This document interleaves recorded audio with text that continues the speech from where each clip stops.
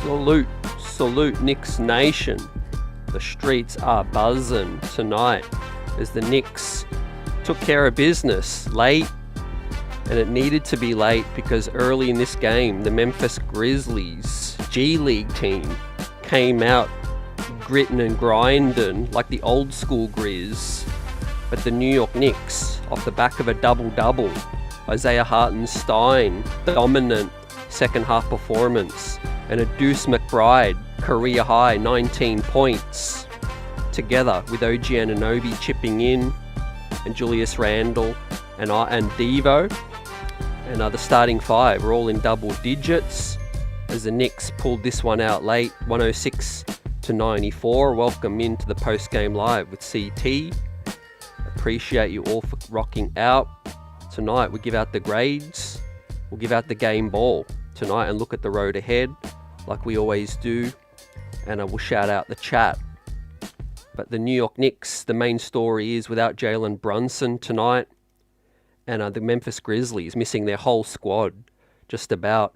They even lost Jake LaRavia throughout the game, and they were reduced to 8 players tonight. It was an embarrassing first half as the New York Knicks were down at the first half. 14 turnovers in the first half, combined with the Memphis Grizzlies 17 assists and 9 steals. Credit to the Grizzlies G League team. The Memphis Hustle tonight came out. The Knicks were slow once again. It seems like they didn't really want to come out and battle for this one. Obviously, they felt it was going to be a sleepwalk, but the Memphis Grizzlies had other ideas tonight. Really frustrating first half. Probably the worst of the season, but not going to dwell on it because the New York Knicks did what they needed to do late. We handled our business. We've got to salute iHeart's performance and his recent play, and no doubt Deuce McBride giving us that huge spark tonight. And congrats to him on a career high. We also saw some really excellent minutes from Malachi Flynn, which tells you all you need to know because we really needed his production in that second quarter. We're going to talk about Malachi because he's a guy who can give us that change of pace. He's that guy who can fill it up when we need. But yeah, man, this squad looks so different without Jalen Brunson early, without Randle able to, without somebody to help Randle get in his spots, get downhill, right? Julius Randle was discombobulated, if I've ever seen, early in that first quarter. But the whole Knicks as a squad were sloppy. But what they needed to do, they no doubt got a rocket from Tom Thibodeau at halftime, and the Knicks came out and dominated the second half. OG Anunoby chipped in with a solid game. DiVincenzo had a great third quarter, hit a couple of threes that we needed to get the lead up to about 10, and the Knicks didn't really look back after that. But the story is, we really shouldn't have been in that situation. No doubt, Knicks Nation and Twitter was frustrated tonight. But yeah, when you take out one of not only a quality player like Jalen Brunson, but a guy who's the number one usage player on the team, you're going to see some funk. And I no doubt we saw that tonight. But you see OG Anunoby slam it down. OG Anunoby's 7th game as a Knick. I'm losing count now, 6th or 7th game. And the New York Knicks just have the one loss in the OG era. 23-16 on the season now. We'll look at the East and where things are at. As Mike Breen alluded to on the call, the Knicks are now back home cooking next week. Orlando, Houston, Washington, Toronto. 12 of the next 14 at home. So these New York Knicks are finally going to start to get some home cooking. And on the business end of the season, as the trade period heats up, the buzz, we've got some latest news to talk about tonight after we've given out the grades. But first and foremost, shout out to the best chat in the biz, Knicks Nation, and the newest subscribers. Let's go. Appreciate you. Thanks for joining us in our post-game live, talking the New York Knicks defeat the Memphis Grizzlies in Memphis. And we're going to give out the grades and the game ball tonight. But how we feeling, chat? I mean, a frustrating night, buzzer beater. I appreciate you and your passion. This game was closer than it needed to be, no doubt. Yeah, as I said, no excuses. All I can say is that they took them lightly. The Grizz came out, hustled. We didn't expect to get hit in the face early, but then you take Brunson out. He's the #1 usage player on the team, and Deuce McBride was shaky early, but he found his rhythm late, which was big. And also, Malachi Flynn really helped us steer the ship, which is what we needed to. Big task, I see you. Deuce with the good stats. Michael says, Dante, good game. I Heart balled out 21 boards. Yep, no doubt about it. Frustrating game, but the Knicks won.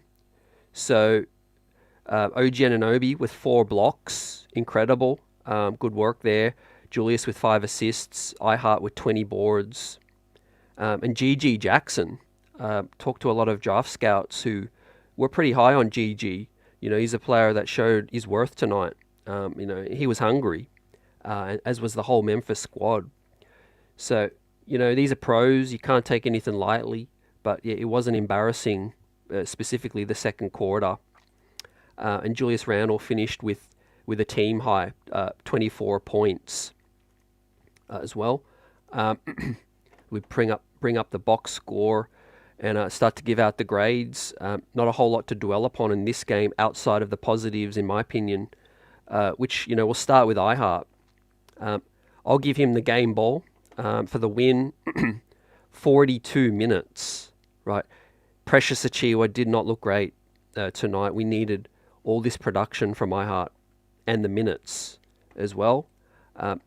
Another season, close to season high, 20 boards, 4 blocks, salute, 12 points, +7, but got 3 turnovers. Some of them were in the first half. 1 foul, 2 steals, 5 of 6 from the field. Isaiah Hartenstein struggled early, so had some issues defensively. I'm going to adjust the grade. I don't think anyone deserves an A+ tonight, but I do got to reconsider. Obviously we took the game. He definitely gets the game ball. So I'm going to give iHeart. I'll keep it tonight. I'll keep it at an A-. We did have some struggles early, so I think that was attributed largely to him as well. Rim protection was off. His rotations was also off. So let me update the grade. Yeah, A- for iHeart. What do you guys think? What do you want to give for iHeart and his performance tonight? I love the passing. Once again, was a highlight. 2 assists tonight, but found the cutters. Sloppy with the turnovers early, but yeah, playing against the G League team of Memphis, dominated the glass in true fashion. 2 of 4 from the free throw line as well, and a +7, right, in a 12-point win. A lot's been made about the trade deadline. Mitch, possibly maybe coming back. iHeart's that guy this season that has truly been a pillar of the stability of the New York Knicks. Without him, we've got to pay more homage because we'd be screwed. We'd be screwed. Buzzer says iHeart gets the flat game ball. Got to give it to someone, man. And I think, he's a guy who's been more consistent than most of these Knicks recently. And I think, he deserves the love. On a night where it was a stinker, iHeart stood up in that second half, and better at his performance in the first half. So look forward to seeing him, continue to grow in this starting role, because he is a guy, as I said, who's probably in the top 3 most important Knicks. Not in talent, but importance. We'll talk about our defense, which has been on a little slide these last 2 games, but I think it's large in part due to the slow start. The Knicks just weren't ready today for a second game in a row. They're thinking about home cooking. They're thinking about these games coming up. The trade buzz, maybe, catching a few dudes kind of sleepless nights, all of that. But with that said, man, 42 minutes, Tom Thibodeau, that's a worry because, he can't trust anyone else at the big man spot. Precious Achiuwa was dominated tonight in his 5 minutes. He didn't deserve to see another minute as well. And obviously, we'll talk about Julius, but yeah, I don't really like Julius at the 5 defensively either. For some stretches of the game, I'm open to that, but I do think Julius at the 5 is still another nightmare defensively as well. So yeah, that cue iHeart to step in, and have to play 42 minutes tonight. So I shout out him for that, and also his consistency recently too. But yeah, the Knicks as a team, we dominated. Appreciate you, Nick Yak. We out-rebounded them by 21. So that was where the game was won tonight. And that's why I give iHeart the game ball. Now, next guy up is the one, the only, Deuce McBride. Getting another start on the season. Was a game time decision, was Brunson. And we got to see tonight, man, Brunson's impact on this team felt when he's missing, right? Please, hopefully it's nothing too serious, but I do think it wasn't. I think it was just the contusion from the last game. Jalen Brunson's going to be back, I feel, in the next game. I'm glad they sat him out. There was no reason to risk it, but great thing that I don't think it's serious. So, but Miles McBride stepping up, taking that opportunity.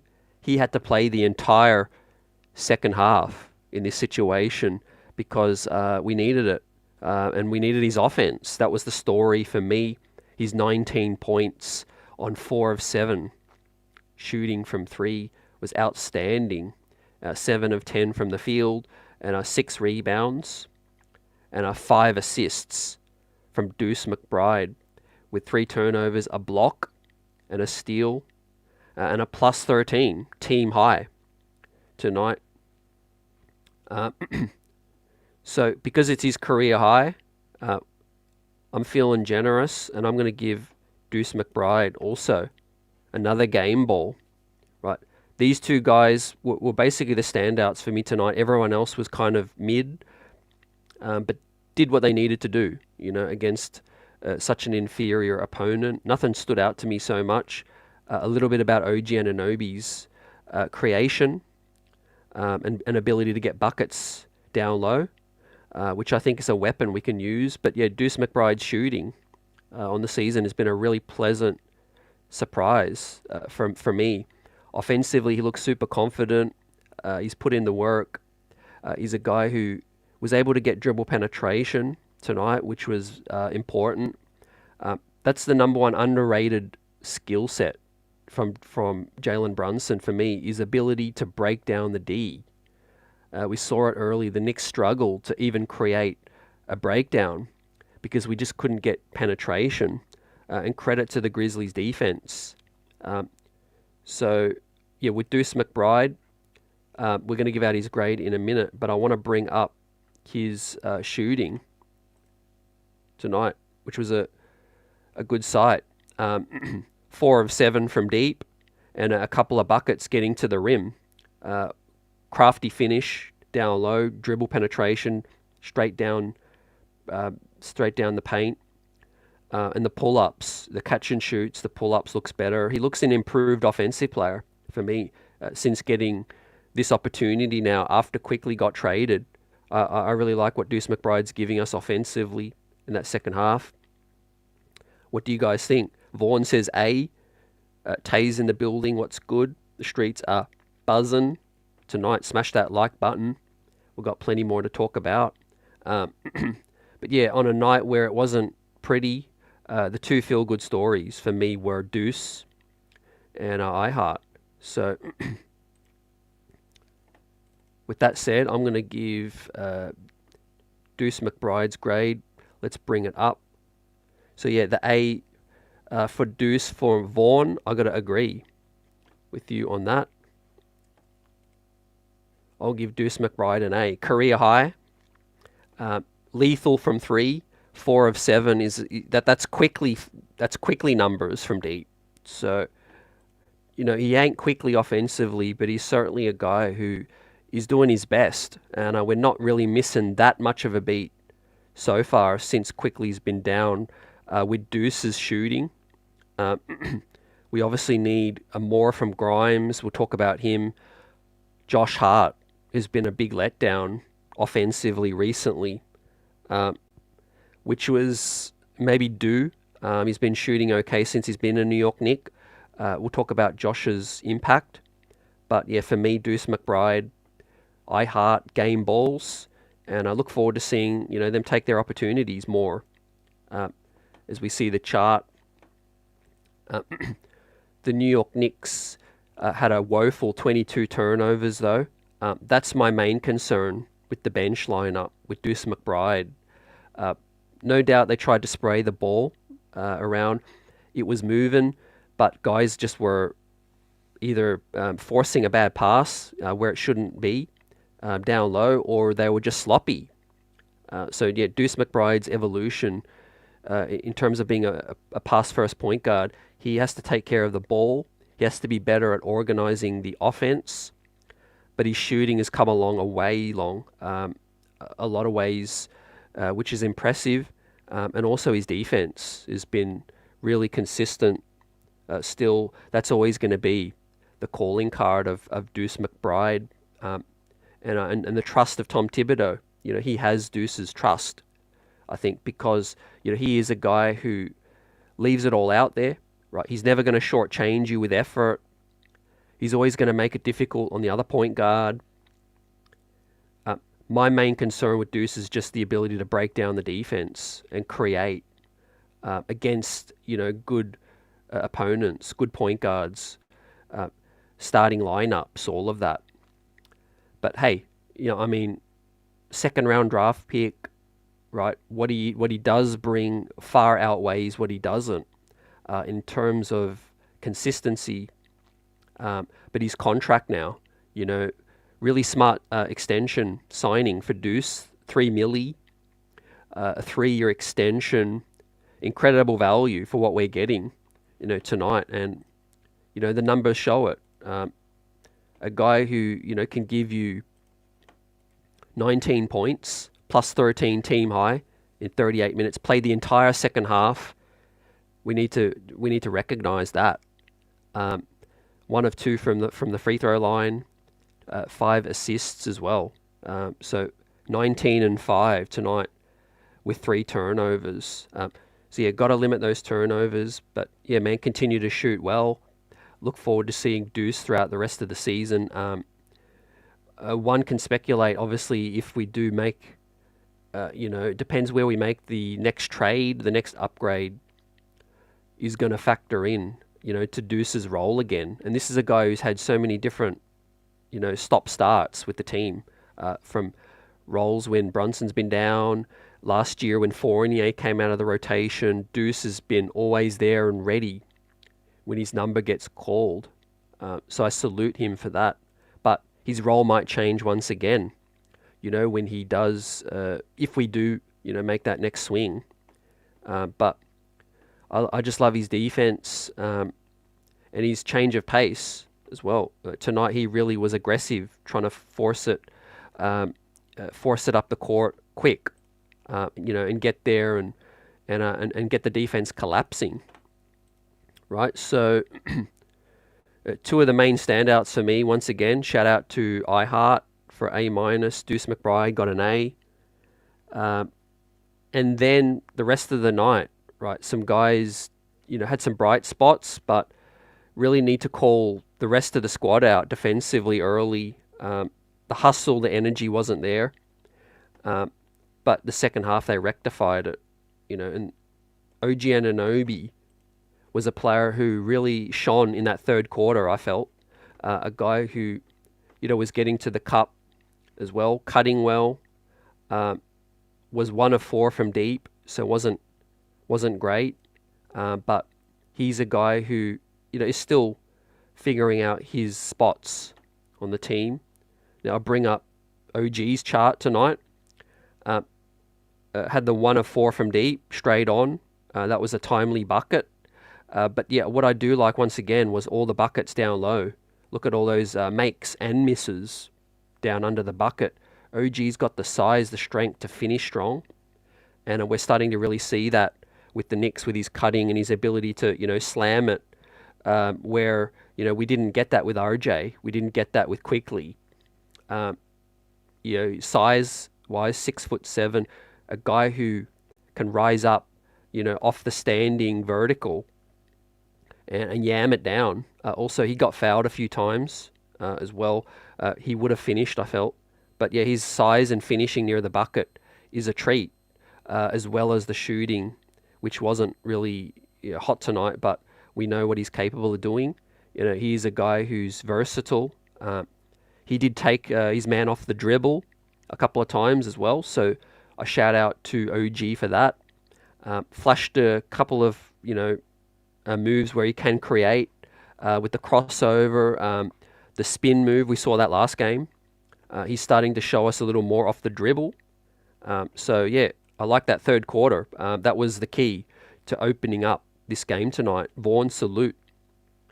I loved OG actually looking for his offense and creating off the dribble. Yep. Yeah, you love to see that, fam.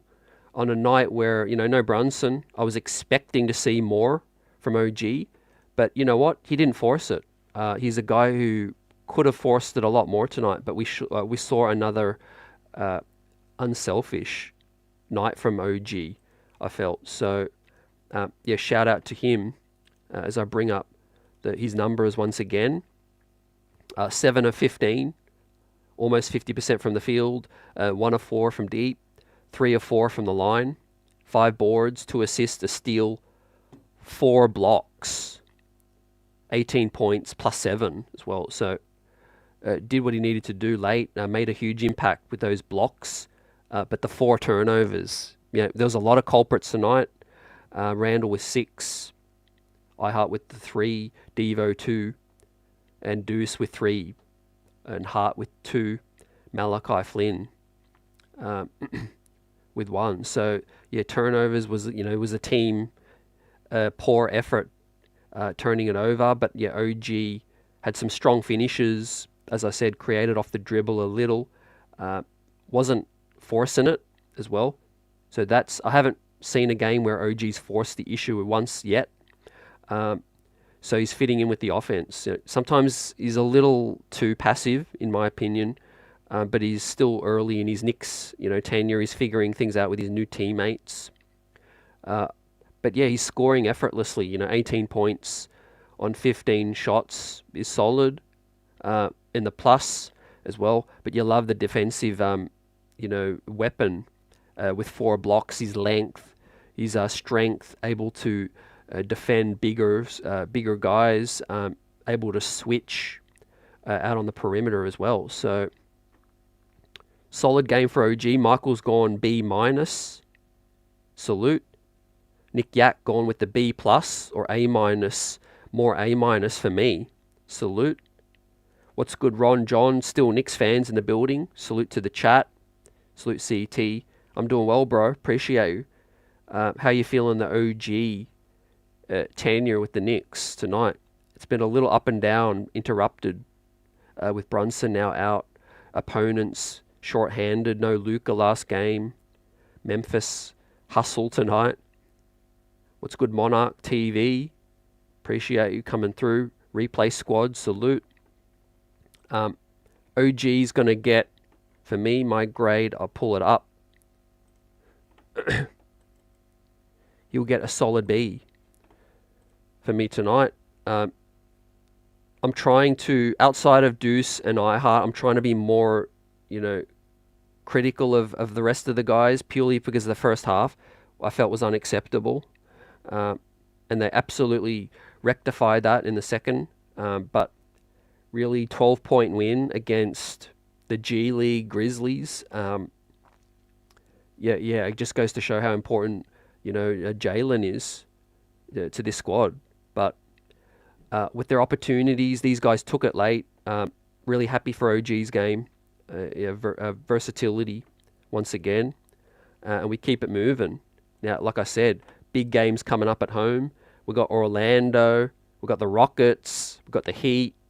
We're going to talk about this stretch coming up because it is huge. But we have not seen the best of OG Anunoby. Best believe that. I feel like it's tough to really critically analyze his first, 10 games as a Knick because he's a guy who, is filling in with his new teammates, trying to find his new role, doing things on the fly. Like you saw it tonight, guys. He's doing it on the fly, and he's looking good doing it still. So that's a credit. Yep. Edwin, what's good? Very nice win for us tonight. Good second half, frustrating first half, but still good to get the dub, no doubt. Tay says iHeart's averaging 15 boards for the last 6 games. 16, you corrected on that. Yeah, standing up for, in the absence of Mitch, I think is the most top 3 important Knick for us. I think it's only fair. Mitch was top 3 important Knick, and I think iHeart stepped up into that spot in terms of, anchoring our defense, tonight. 4 blocks together with OG's 4 blocks as well. Ron says, I'm loving the addition of OG, but he still needs time to learn how he fits the Knicks offense, and the Knicks still need time to learn how to play off of OG. On the defensive side, it's only been 6 games. Yeah, definitely agree with you on that. And we saw some struggles from RJ because it's not easy playing with Brunson and Randall. We watch this team every night. And it's very read and react offense, and with 2 ball dominant guys, Randall and Brunson, who can eat anytime they want. You sometimes don't really know when your shot's coming. You're trying to figure out when to cut, when to pull the trigger and actually shoot the shot.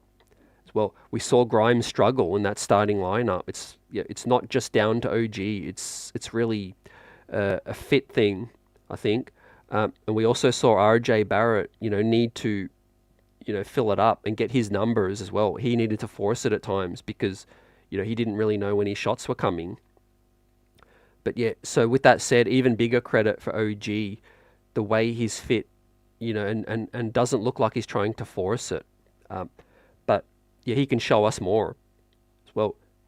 Deuce is wild. Yep, tonight, career high. I actually thought Deuce had a bigger career high, but obviously, they did say on the broadcast 19 points is Deuce's Knick career high. So, shout out once again. We gave Deuce the A. Now, next man up is Julius Randle. His performance tonight. I was really looking at it like tonight, when the lineups came out, guys, I was like, okay, no Brunson. Yeah, Deuce is going to step in. He's going to set guys up. He's going to know where to get Juju in his spot. But as I said, I was a little bit critical of Deuce in that first quarter, critical of Julius now. The first quarter, it was discombobulated. He was running around, trying to force it at times as well, but sloppy handling the ball. And 6 turnovers, that's on the higher side, even for Julius.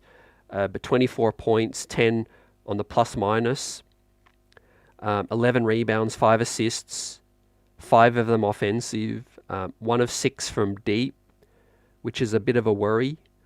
His shot just was short tonight. He just didn't have it. But 9 of 21, decent night offensively, 42%, 43% basically. I like Julius's, obviously, again, his second half was much better. Most of the turnovers came early in this game. But considering who he's playing, I got to, use this opportunity to shout out Brunson a little more in terms of the point guard of this team helping get Julius set up. Because we saw tonight Deuce just couldn't, and it's not just all on Deuce and Randall, but yeah, those guys just couldn't get on the same page. So Julius played 35 minutes. Be interesting to see if, or hear if Tibbs got into Julius at halftime, because, at halftime I'm looking at him as a guy, as a leader in my locker room that needed to come out and really lead this team to a much better second half and lead us to victory. And Julius was getting downhill. We got out on the fast break, fortunately. It was the third quarter where the Knicks 3-point ball opened up the offense. OG's buckets with driving in the corner three, and also the 10-0 run from DiVincenzo's 2-3 balls as well. We're about to talk about the big Ragu and his game. But yeah, I thought that helped open it up for Julius to find his lanes, dribbling and getting to the paint. But yeah, the third quarter was excellent. Deuce spark, the 3-point ball was falling as well, which helped Juju get into his rhythm as well.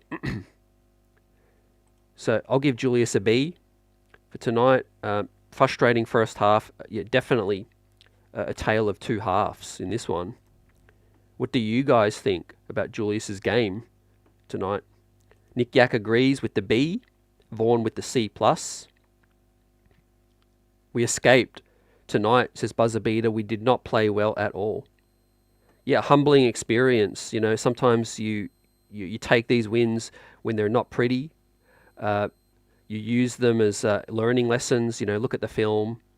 But remember, we're playing without Brunson too. So, and I don't mean that because of Brunson's points. I mean more so like usage. A guy who basically handles the ball every single possession.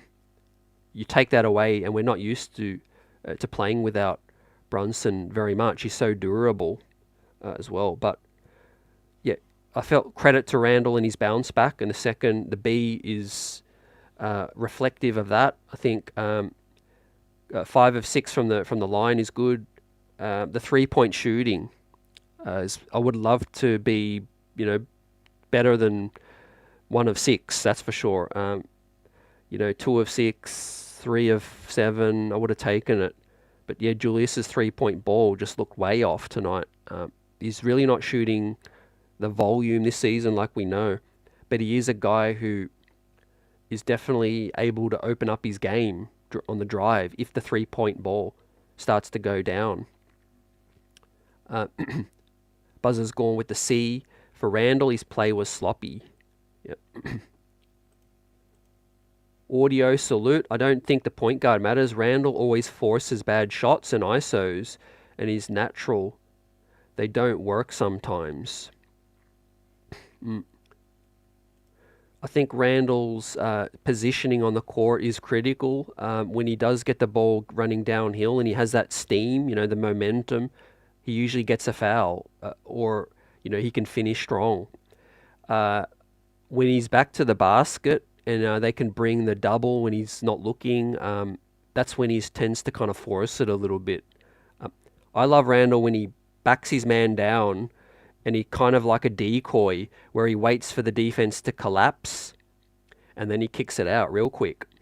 And I feel like, if I'm being honest, that's Julius's biggest weakness, his peripheral feel for the positioning of his teammates, and his peripheral vision isn't the strongest in terms of like just knowing when to swing it. Like, and I give him a lot of credit this season for swinging the ball more regularly, but I still feel like at times that he swings it a second too late, maybe sometimes 2 seconds too late, but he does swing it sometimes as well at the right time.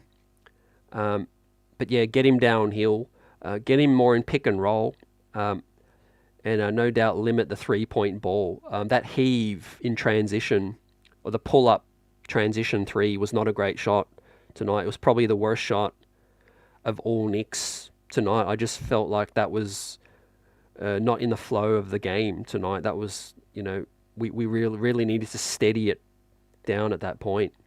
But with that said, man, Randall's he's the perfect imperfect player. We've talked about, at length in the past about his value to this team and his value around the league, and it's two different things. Randall on other teams question where he's going to fit in. Randall on the Knicks with his contract, his play, is more valuable to us. It's just minimalizing his folly, maximizing his strength. And a lot of the times I look at Tom Thibodeau, I look at it like you let Randall play very free. A lot of coaches might not do that, especially on offense. He's very, very high usage, which, if we do bring in another star, all-star, or, superstar one day, you got to look at Julius Randle's role, that it's going to probably shift back to being, second on some nights, third on many nights, as the offensive main option, if we do bring in another stud. So I think his follies are highlighted on the Knicks more than they would have been on the Pelicans when he was with the Lakers, all of that, purely because the usage is so high, and purely because offensively he's just one of our best players, and we have to go through him a lot of the time. But yeah, it's not like we haven't seen growth. This year it's been a better version of Randall. So let's see how he does throughout the rest of the year. And obviously if his role were to adjust once again, with another big guy. OG Anunoby, another reason why they did this trade is because, he's not going to take shots from Randall and Brunson, but he's going to complement them more as well. So this is a fair point. Buzzer says Randall needs less minutes as well. That could help his efforts. I agree with you on that. But yeah, as I said earlier, I think it goes back to Randall's play and burden to score for us offensively is so important that Tibbs just overplays him a lot. And not just in terms of minutes, but he overplays him in terms of possessing the ball. For the amount of times guys like Devo and OG don't even touch the ball, like they can go 5, 6, 7 possessions straight and not even touch the ball. But I'll be shocked if Randall goes 2 possessions without touching the ball, 2 or 3 possessions. So yeah, I think Randall could be that decoy more, or if he does touch it, back his man down, get it moving, man, swing it out more as well. So he can be more dangerous than we're seeing, and that is more of a decoy version of Randall as well. We're seeing the 2-man game with Devo. We're seeing him hook up OG a bit more. So there is signs, there is positive, there is a lot of optimism that I think this offense can continue to grow, continue to flow. We're moving up the offensive rating list, which we're going to look at in a minute. But to round out the starters, man, the big Ragu got up his shots tonight. 14 attempts, 3 of 11. Not a great night, but specifically a good stretch in that third, where he did hit a couple 2 straight buckets from deep, which helped the Knicks get on that 10-0 run, which opened it up in the third. We finished 83-72. So putting this into perspective, we were down 53-57, down 4 at the half, up by 11 at the end of the third. So that third quarter was the best of tonight. The 3-point ball was good. I think we shot 4 of 7 in the quarter. Couple were OG, one was OG, couple were Devo, Deuce McBride. Game right there. So I take that into account. Not efficient night from Devo, but I like the 4 steals. Love the 4 assists from my shooting guard. 3 rebounds, 2 fouls, 13 points on a +8. What do you guys think? What do you think of Devo's performance tonight, his game? The 3-point shooting's been a welcome addition to the starting unit. He's fitting well with OG defensively. 4 blocks and a steal from OG, and Devo with 4 steals tonight. So I'll take that into account. I'll give the big Ragu a C+ for his performance. Again, although it was inefficient, he was a +8, but a couple of those timely threes were in the third, which, like I said, helped blow the Grizzlies out, because that was the most important quarter tonight. Best believe that. Um, if if the Grizz came into that end of the third and were still within 5 or 4, this game would have been an absolute dogfight late. But fortunately, the third, the breathing room we had was enough to get us to cruise it out as well. So yeah, that's tonight's starting lineup, fam. Some better grades than some people would have given. I completely understand you on that. I'm looking at how we finish too, not just how you start, but how you finish with tonight. But yeah, certainly we can get on these guys, because it really was, inexcusable to start this game. Effort-wise, energy, cohesion, it was just, Twitter was ablaze tonight, man, with Benny Hill stuff. It really was. But yeah, funky lineups from the Grizz. I think I've given them credit already tonight, but I'll give them credit again. They can't play any better than what they did with their guys. Still, we held them to 94 points. Our defense continues to improve in terms of points given up. Right? So after the OG trade, before tonight's game, right, this is OG's first 6 games. We're second in net rating around the league. Basically, considering offense and defense, we're the second most effective team in this stretch in the league. We're first in defense, first in rebound percentage, 8th in offensive rating. But the turnovers are going up. Unfortunately, we're all the way down to 23rd in turnovers now. With tonight's, how many turnovers? 22. That's going to go down even more, I feel. So the ball's trying to move. I get it. They're trying to figure out where everyone gets their shots. We need Brunson back. We'll figure it out. But really positive signs offensively, defensively. These guys are versatile. We need to utilize the passing. The assists have been up recently. Now tonight's assists were 25. It's decent, but considering the 22 turnovers, that's a very poor assist to turnover ratio. But credit to the length, the hustle of Memphis. So let's hit on the bench. I want to look at some concerns. We've got Precious, Josh Hart, Quentin Grimes, some concerns there. But before we do that, let's talk about this guy, Malachi Flynn, ladies and gentlemen. He's been talked about it as everything, as an evil Dante, memes all over the place, people forgetting his name, people talking about he's a throw-in in the trade, people talked about he's going to get waived, he's going to get traded. He definitely did his stock no harm tonight. Malachi Flynn, in a stretch in the second, gave us a spark. We were down 4 at the half, but it could have been worse. So he gave us solid minutes. When Tibbs had to bench Deuce, or had to sit Deuce for rest, Malachi came in. He gave us a spark. He gave us offense. He gave us dribble penetration. Had a nice dish, finding Grimes for the 3. Was finishing with the double-handed finish as well. Off the drive. That was great. We saw a little bit more of what Flynn can do offensively, guys. We saw a guy who can pull up and shoot, and we saw a guy who can finish on the break.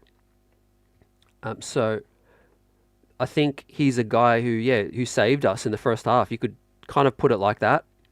Like Vaughan says, he's a guy who really gave us a change of pace, steady the ship, helped us go on a little run, I think, to stave off getting kind of further embarrassed. The only downside is Flynn picked up his 3rd foul.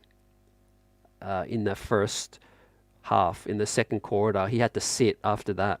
But it got Deuce McBride back in, and then the rest is history. So, but yeah, Malachi took his chances. Basically took his chance, produced offensively, 4 or 5 in 9 minutes, 9 points, 3 assists as well. Like I said, found Grimes for a 3, picked up a steal, just 1 turnover with his 3 assists, -1 in his 9 minutes. So very productive. Looks like a guy who might be, still a break glass in case of emergency if Brunson's down. But we saw he's going to get minutes. Tibbs ain't afraid to give Malachi some burn. He's been in the league a couple years now. He's not a rookie. He's a guy who has. I think he's had a 30-point game in the league. He's definitely got some highlights out there. But yeah, 80% from the field's efficient. I thought defensively he was okay. He's a little undersized. He's 6'1", smaller than a Deuce McBride. But I think creatively, offensively, in terms of pulling up off the dribble, finishing with the layup, he does look to be a little more sort of skilled offensively than a Deuce McBride. But Deuce's size, defense, new 3-point shooting, and experience with Tibbs has got him the preferred starting or the preferred backup starter when Brunson's out. But yeah, Malachi's going to get some opportunities. I feel he might well be another package at the deadline, but if that happens, it's going to be, I think, in a few more weeks. So Malachi's going to get more opportunities. Let's see. Hopefully, Brunson's good to go next game. But I think Malachi is a guy who, can produce in limited minutes. He's not going to be a savior on the season. I'm not looking for him to be, the preferred backup. I'm just trying to be more realistic about it. But he's a guy who could stay on the roster, no problem. I think if it comes down to a Ryan Archie Diacono or a Malachi Flynn, I think you guys know which one I'm going with. But I think we know that Ryan's probably going to stick if it's between one of the two, because Ryan is, part of the Nova gang, basically, and he's been around the locker room for a couple of years. But Tibbs might come away impressed by Flynn tonight. And yeah, the shooting's real. 1 of 2 from deep. What I liked is he didn't hesitate. He's a guy who can pull up when needed. He's not shook as well, so that's key. We know against good opponents, tougher defense, all of that, we're going to need a guy who's going to get the offense going, man. He's going to be a change of pace and pull up. Very solid B. Vaughn said had a steal. Michael says, I really like Flynn, solid B. Let's get it. Buzzer Beater says Randall and Brunson eat up most of the clock. That leaves the other guys, the other players, very little time to get shots off. Yeah. You said it. That's the problem at times. I think we're slow getting into the half-court set. Some of the times I do ask myself, like when Brunson's getting hounded, 3/4, full court sometimes, why doesn't a guy come out and set a good screen for him? Because that sometimes is the reason that our offense starts a couple seconds slow, because Brunson's battling to push his man off and get up the court. What I said earlier is minutes-wise, we need to keep these guys fresh. Ideally, if a guy like a Miles McBride continues to step up, or a Flynn, or the big upgrade we make, ideally let's get Brunson's minutes down to 35, 34, on some nights. Not going to be every night, but and especially Randall. I think a 34-minute Randall's better. Give him some rest. But I think, Tibbs is doing an okay job staggering the minutes between the two until we get a good bench upgrade. Now, Quentin Grimes is up next.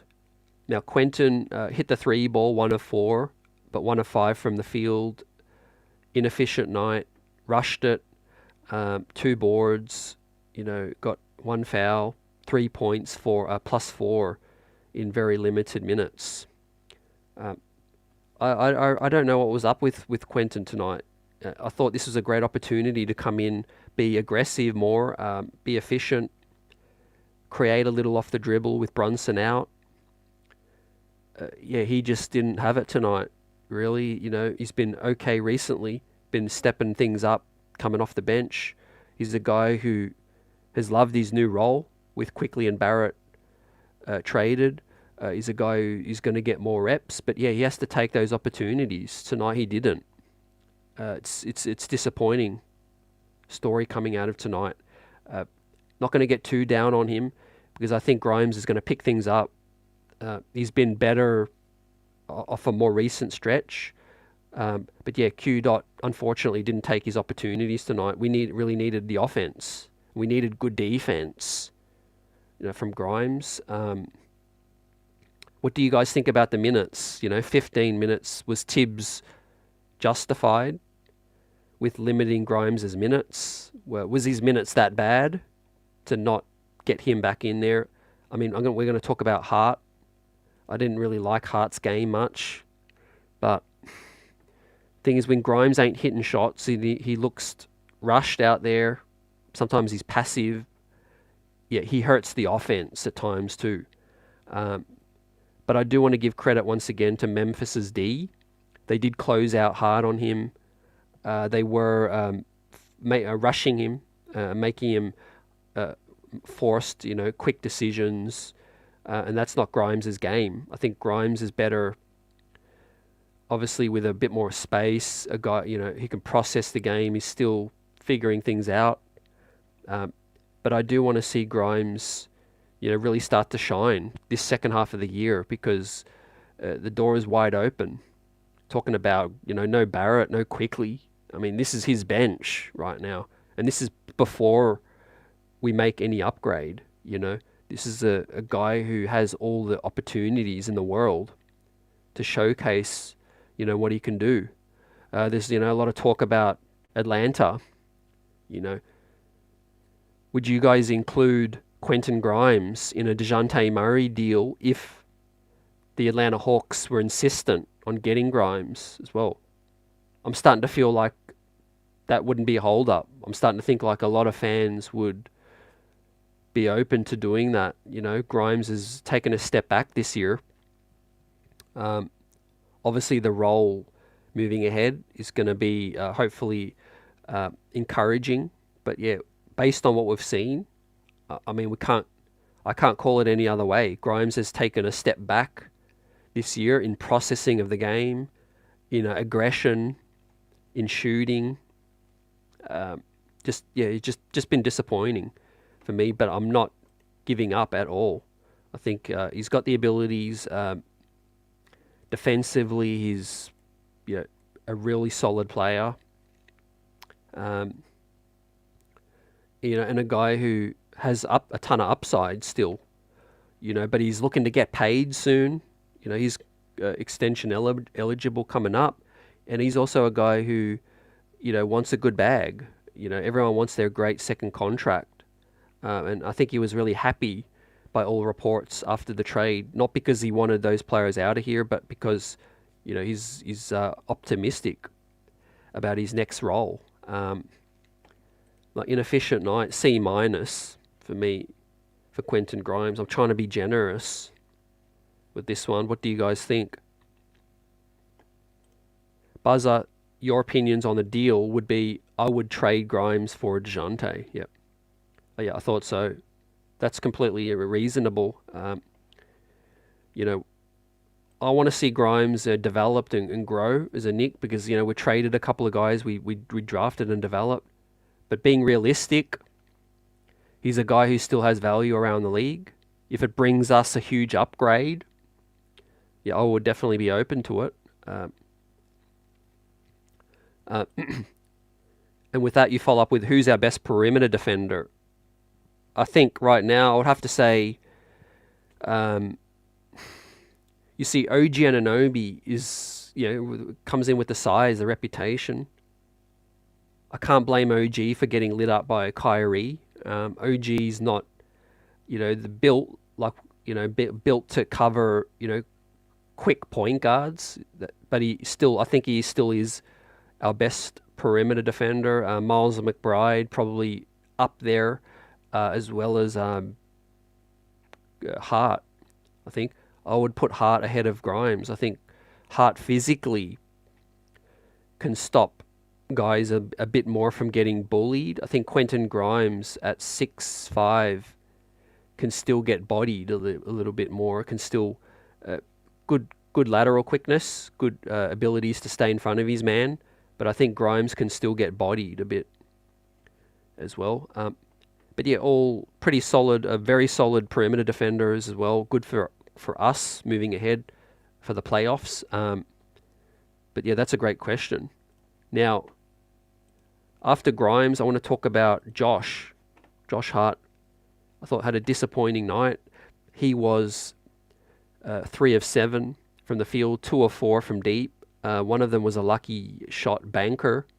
But 7 rebounds, 3 assists, 2 steals, 2 turnovers, 8 points, plus 7. Now, I read that. The box score looks quite decent to good for Hart. I just didn't feel like the game went that way. I felt like Hart was just...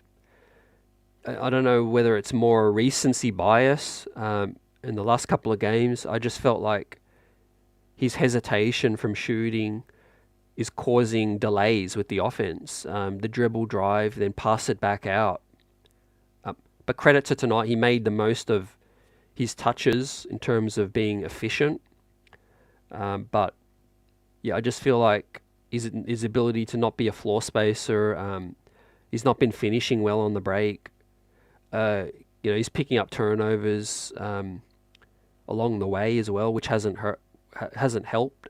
But yeah, Hart's been very, very minimal in terms of his play the last few games. Had a stellar game, I'm going to say probably 5 games ago, but that just seems like it's a distant memory now. Maybe I'm being a little bit critical, but I feel like Hart's impact has been minimalized since OG's trades come in, since last year's acquisition. He very much is that glue guy still with the bench. Some nights when he's on, he's on. He's finishing in transition. His shots falling. But yeah, I feel like in the playoffs it's going to be tricky. 28 minutes, that's a serious question, guys, to be asking each other. How much should he play in terms of minutes? 28 tonight.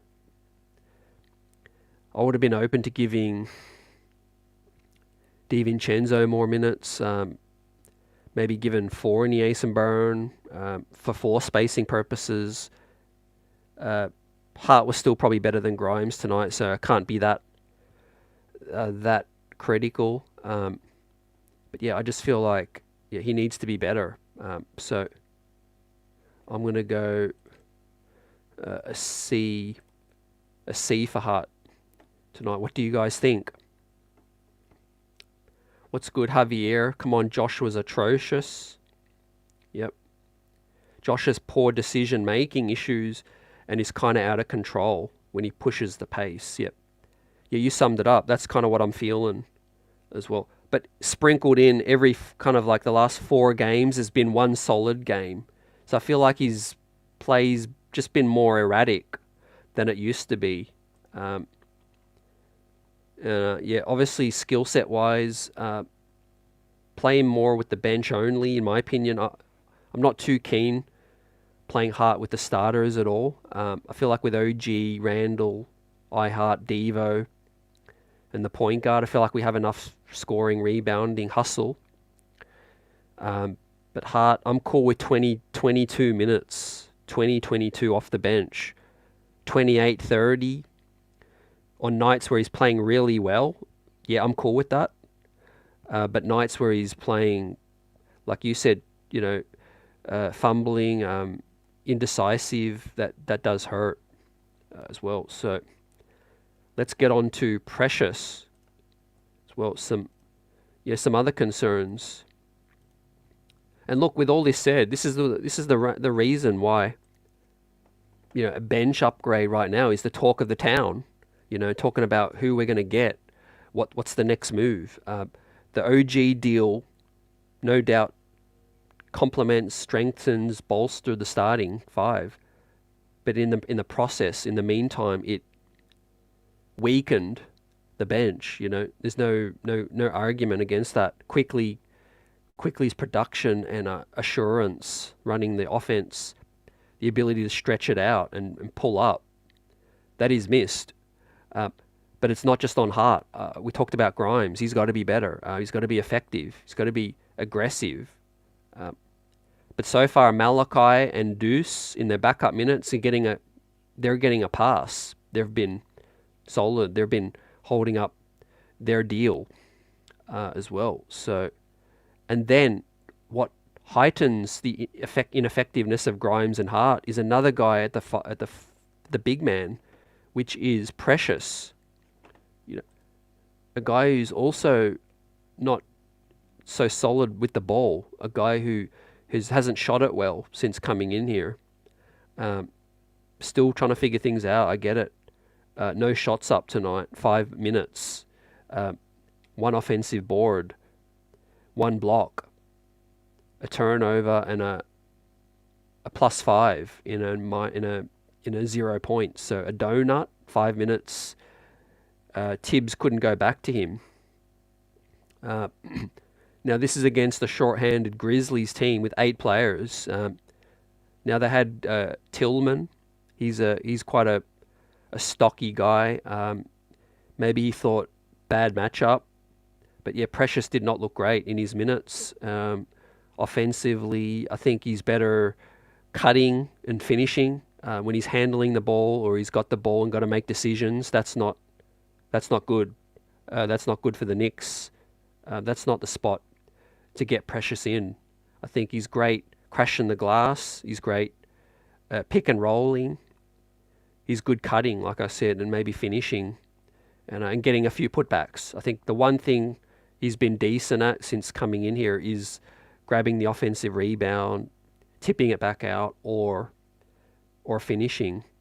But something's telling me that his role, his days might be numbered with this team if he doesn't step things up big time, because we're in the business of making an addition, an upgrade at that spot. Last night we talked to Bill Daughtry. He's not a fan of Daniel Gafford. I think he's still an upgrade if we can get something like that. Kelly Olynyk out in Utah. There's guys out in Utah available. John Collins is a dude, but here he's erratic. He's expensive in terms of the contract. I think we're going to look a little more cheaper. Wendell Carter is available. He's on the block with Orlando. We'll talk about it more. But yeah, I think Precious just is not that guy we can rely on down the stretch of this season. Talking about playoffs and going up against the likes of Kevin Love, Bam Adebayo in the Heat, Bobby Portis, Brook out in Milwaukee. Philly's back up. I don't know who Philly is, but the size they've got as well, I think. Now, he was a nice throw-in the trade. Precious Achiuwa was a guy, we needed another body. Taj is out of here now.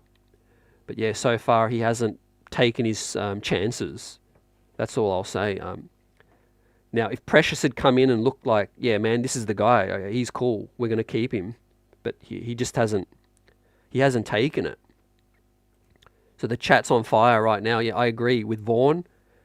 He's a bit of a tweener. Buzzer says also, yeah, Precious is a 4. I agree.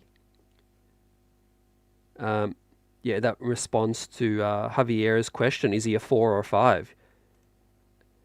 Look, he can play 5, but it's matchup dependent. Now, he got bossed against, who did we play? I think back, it might have been against Washington. He got bossed that night as well, I think. one of those matchups, he really Tibbs cut his minutes, um, and I think out of the 6 games, Precious has looked solid in 2 of them, and I'm saying solid, not good, not great, but just okay in 2 out of the 6 games. So that's not a good strike rate. So maybe all the things Leon Rose just needed to see, and now he's made up his decision. Okay, we're going to upgrade that spot. I think that's the likeliness of that. Buzzer says Gafford doesn't do it for me. I like Jonas Valanciunas. He's a good fit. Not sure contractually or how we could get that done, but I like his game. I like his post-up game, his ability to stretch it. I like the dude out in Portland, like we said, the fellow Australian. Duop Reith is a guy who's a cheaper option. But yeah, man, if we're talking to Atlanta, we're definitely going to be mentioning Clint Capella. Talk about it as a guy that Tibbs, I think, would gravitate to. A guy who rebounds, block shots, controls the paint. Yep. So yeah, let's see. Now, Michael says, CT, we need more than 7 games. Come on. So you want to see him more opportunities to gel? I think he's a player that can stick. Like, I think he's got skills. I think he's got a role to play, but I just don't think we can really rely on him right now from what I'm seeing. I think he could be the 3rd choice. Maybe play some backup 4 minutes. I'm okay with that. I think he does look undersized playing the 5.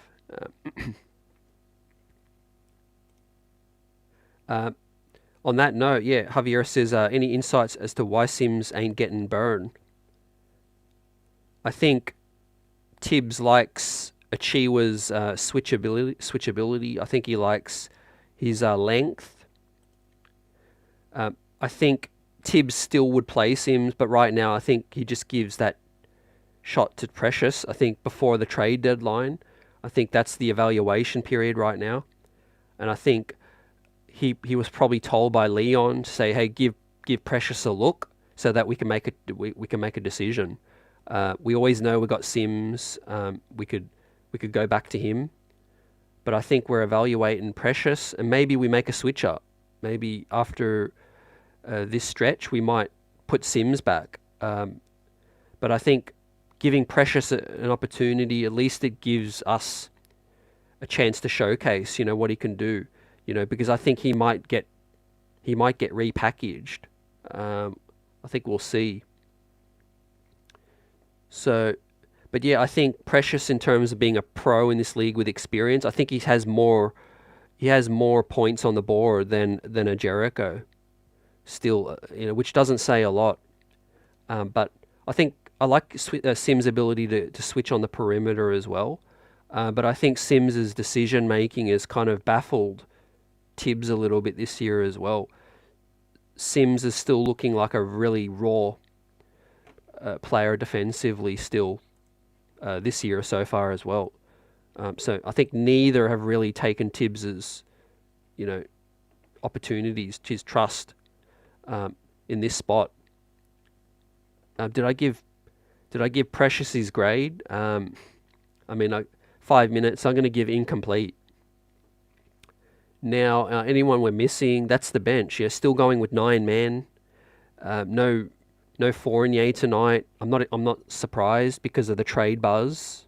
I don't think we're going to see a Fournier run. Again, we could be down to 7 players of our own, 8 players like the Grizz tonight, and I don't think we'll see Evan. I think he's sitting there, man. He's got his bags packed. He's ready to get out of here for that next big trade. Tibbs tonight. Let's hit on Tibbs. Didn't have them ready in the first half. Second quarter, poor as well. Did bench a couple of guys with good reason. played the guys that we needed to. A lot of minutes. Deuce McBride, the whole second half, rode iHeart to the ground without a Chiwa. Did what we needed to do to get the win, but didn't have them ready tonight as well. So that's on Tibbs too. Had to make the adjustments that he had to make, but he didn't have them ready tonight. So I'll give Tibbs a C. What do you guys feel for what we saw with Tibbs tonight? Michael says we need a banger guy. I thought that was in Precious. Yeah, I thought that too. Look, offensively, rebounding wise, length, he's got abilities. He can block some shots as well. I don't know if he's that banger we're looking for though, but it'll be interesting to see what Leon can pull off. The thing is, there's going to be good buyout guys as well. There's going to be, this talk that Gordon Hayward might get bought out. I know he's another position, but yeah, that might be just a preview as to what guys could get bought out. You never know. Wizards trying to lose. Portland's trying to lose. There might be more guys. But yes, I think Sims is raw. I think Precious is a little undersized. But in terms of experience and skill set, I do trust Precious a little bit more. So I kind of agree with Tibbs on that. I think when the trade happened, I thought, straight away, I thought Precious Achiuwa slots in to the backup 5. I think that makes sense. But I also heard from Raptors fans that he is an extremely inconsistent, frustrating player as well. So I'm also not surprised that Precious hasn't taken his chance. Right? With that said, that's the grades for tonight. As we look at the road ahead, chop this thing up. Right? We're a little more subdued tonight. We picked up the win. So shout out Knicks Nation. Replay squad, salute. Got the streets buzzing as we're 7 games over 500. I sign up for that right now at the start of the year at 23-16. The Mitch thing, we've got to consider that has been a huge bump in the road this season, and we've overcame that so far with Isaiah's play. We've pulled off a big trade, to help defensively. We're in the business of another upgrade. A lot of things to look forward to. Now, what's coming up is, a lot of talk about Brogdon, DeJounte Murray. Where are things headed right now? Well, here's my read on things right now. They're heavily in discussions with Atlanta. We heard from many reporters. Bill Daughtry gave us a nice jewel last night that the Hawks have asked for Mitchell Robinson in a trade. So that's some stuff that he's heard as well. You may not see this stuff out there, but Bill knows a lot of people. So that's something we can highlight. Obviously, the Hawks are interested in Grimes. We know as well. DeJounte Murray, though, has a lot of suitors around the league. The Lakers, the Heat, the Sixers, Detroit. So where it's sitting right now is Atlanta are canvassing around the league. They're getting everyone's kind of, okay, like what's your second last offer? What's your last offer right now? They're probably trying to, go around, drum up the interest, create a bidding war, something like that. But the number one guy to get moved is no doubt is DeJounte Murray. He will be on a new team. Right. You can take that to the bank. That Atlanta are going to shake things up. So he's going to be on a new team. Now, my bet is I think the Knicks have a great chance. I think it's going to come down to how much does Leon really want to go in. Now, Mitchell Robinson, that's a lot for me. I know, we're talking about the big man. We don't have a whole lot of depth in that spot. I think trading a guy, my philosophy has always been trading a guy when they're at their lowest value, when they're injured, shouldn't be the go-to thing. It should be get Mitch back healthy, see what he can do this season, the rest of the year in the playoffs, and then make a decision in the off season on Mitchell Robinson. A lot of people might think differently, man. I still respect your opinion. People want DeJounte Murray in here, maybe at all costs. Get him in here. iHeart's been excellent. You know, it is a calculated risk.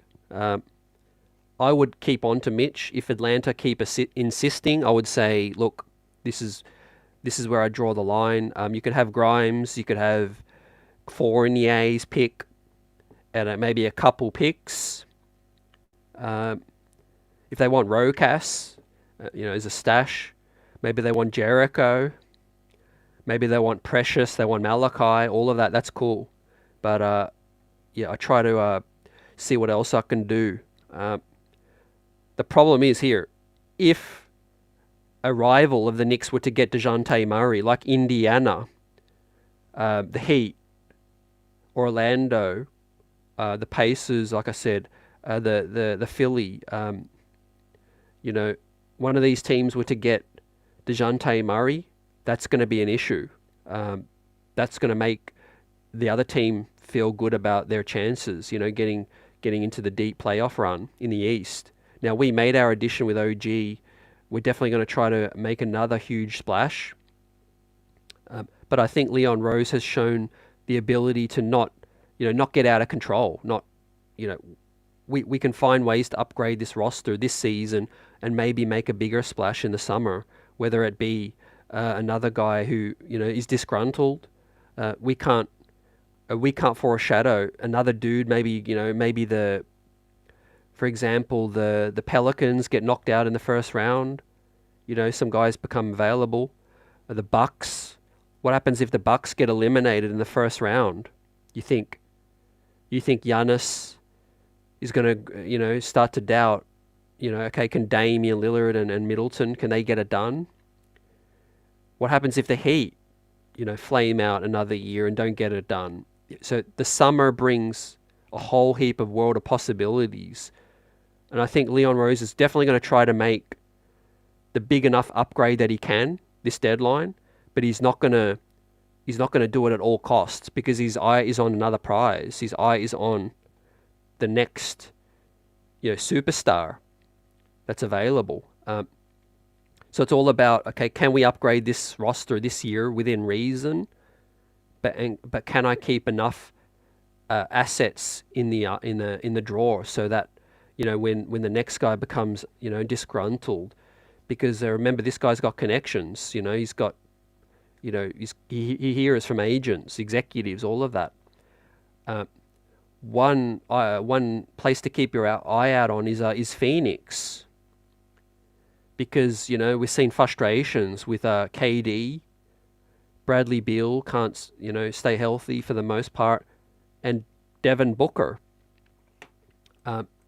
former agent Leon Rose, right? That's the connections I'm talking about. Leon Rose knows what's possible.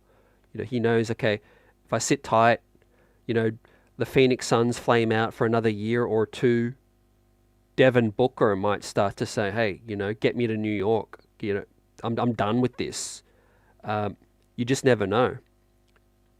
Now, dudes like Brogdon, DeJounte, DeRozan, Levine, those guys are more helpful and affordable right now. So I could see Leon Rose kicking the tires on all of these possibilities. Valanciunas, like you said, the big men, all of that as well. I think Atlanta is a team we've talked to a lot.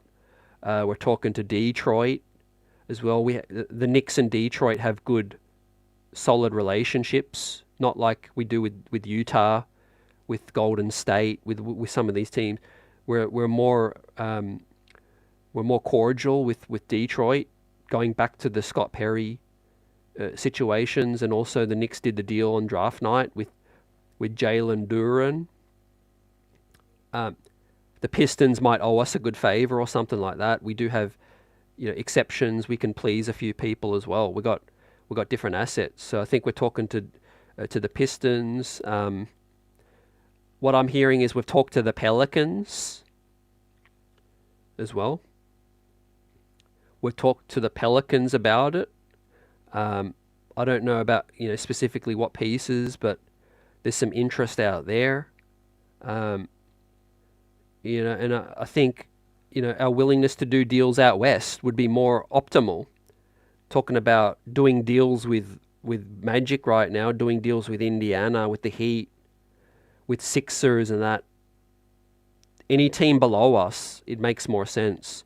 So with that said, ladies and gentlemen, let's bring up the standings, look at the road ahead, and continue to shout you out and chop this thing up, right? As we're rocking on a Saturday night as well.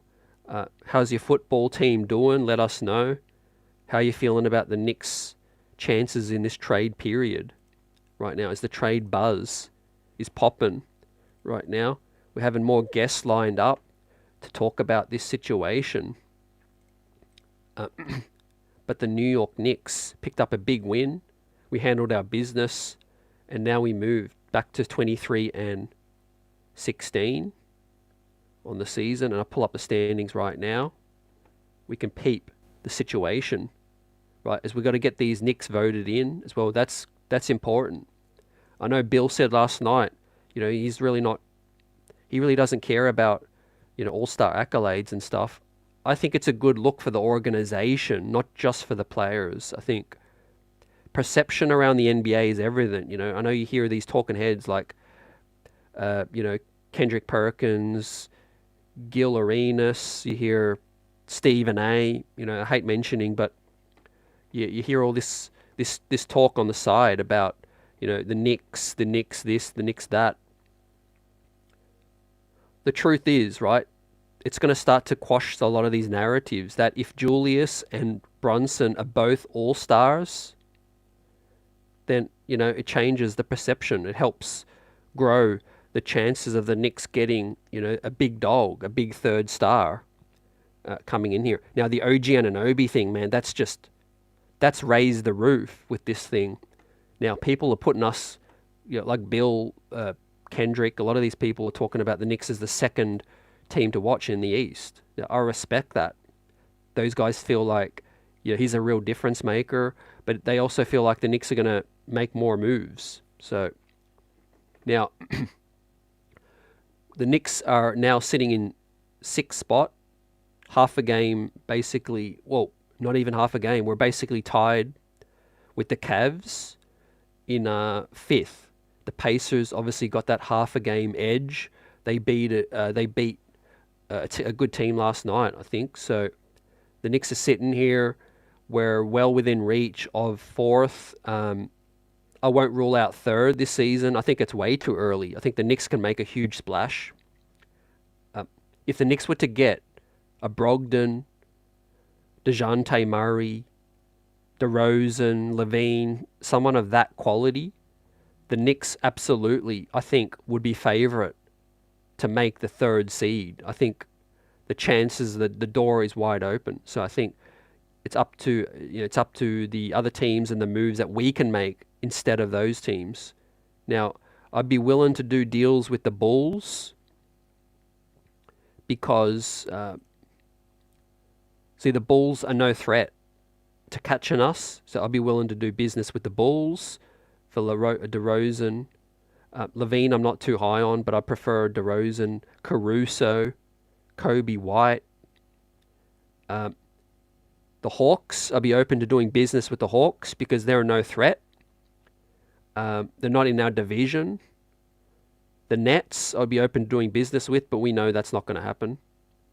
The Raptors, we already did business with. The Hornets, I'll be willing to do business with. Terry Rozier, name has been thrown out there. I don't believe that to be something with traction, but I do think, some people in the organization do like Terry Rozier. I think Tom Thibodeau, some people in the organization feel like Terry Rozier can help.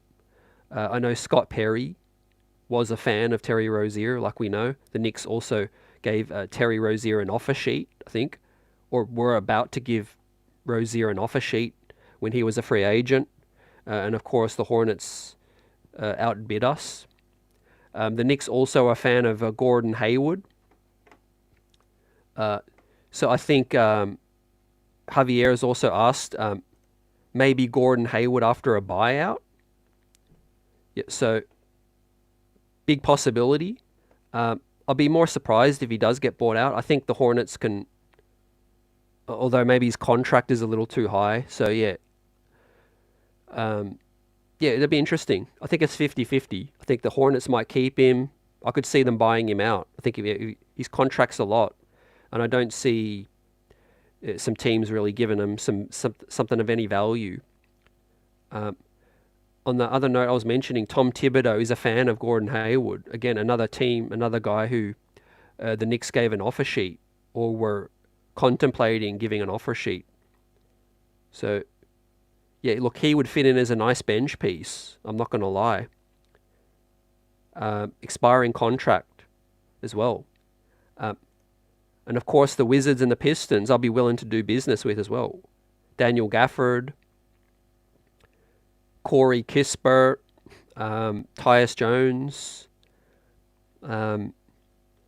Interesting to see if anyone else can get moved. But yeah, the Pistons, we know the names. Jaden Ivey looked like he might be on the move. I think the Pistons, I can understand their thinking now where they're trying to get a veteran. They're trying to get just a guy to calm this locker room down. It's not easy, losing 36 games. But I think it would be a short-sighted move to trade Ivy. But I do think, yeah, his skill set just hasn't fit. With Cade, the shooting is not optimal. With that said, so yeah, what are you guys thinking? Love to hear your thoughts on this. Michael says, if Pistons are willing, I want Jaden Ivey. The Knicks are high on Jaden Ivey, so that's something to watch out for as well. Like I said, relationships in this league are everything. There's a reason I'm highlighting these teams that I could see the Knicks, doing deals with. The Knicks did deals with Pistons on draft night. The Knicks have had discussions with the Wizards. With Steve Clifford out there and Tibbs, the Knicks and the Hornets, I would say, are probably on the hot side of doing business. The Knicks and the Hawks, we know, are in heavy discussions. The Knicks and Bulls have done deals over the years, although it's not easy dealing with the Bulls. I certainly don't see the Knicks doing a deal with the Heat. The Magic, I think, is a possibility. It just depends on who is available. Wendell Carter is a guy I like. Could Jonathan Isaac be had as a throw-in in a bigger deal? One of the guys I would really want is Cole Anthony. I think Cole Anthony got a nice, friendly rookie extension. I think it was 3 years, 33. But I don't know if the Magic are going to part with Cole Anthony. And then I don't see the Knicks doing a deal with the Cavs outside of, the summer. I don't see the Knicks doing a deal with the Pacers, with the Sixers, with the Bucks or the Celtics. So yeah, it's like we said, man, it's looking down below us. What else are you guys thinking? Hayward can shoot. What's good, Dirty Dance? Appreciate you.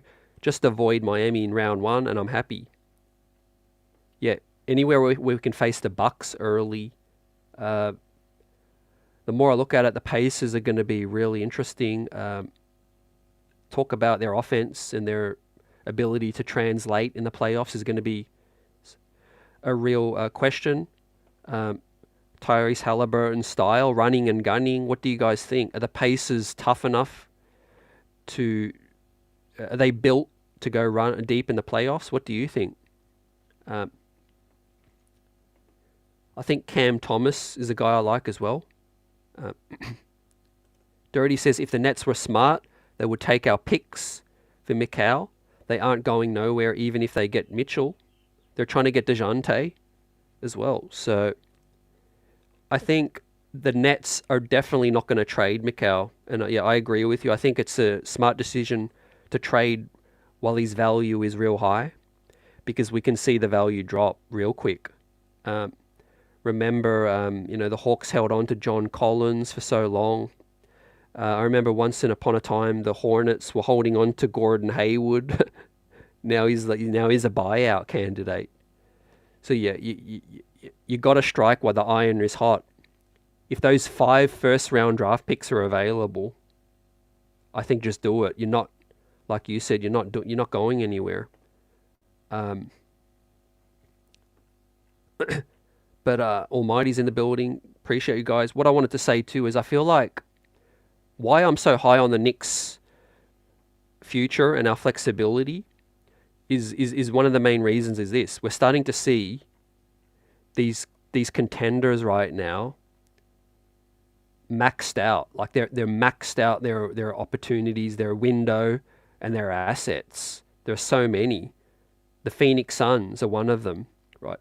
If this KD, Booker, Bradley Beal thing can't work, I can't see a way where they can make another upgrade, without trading Beal or DB. I mean, we already saw the package for Beal. It's not great. And no one's giving up a boatload of assets for KD right now either. The Clippers, they're literally all in, win in the next few years, or they're stuck. The Bucks, right?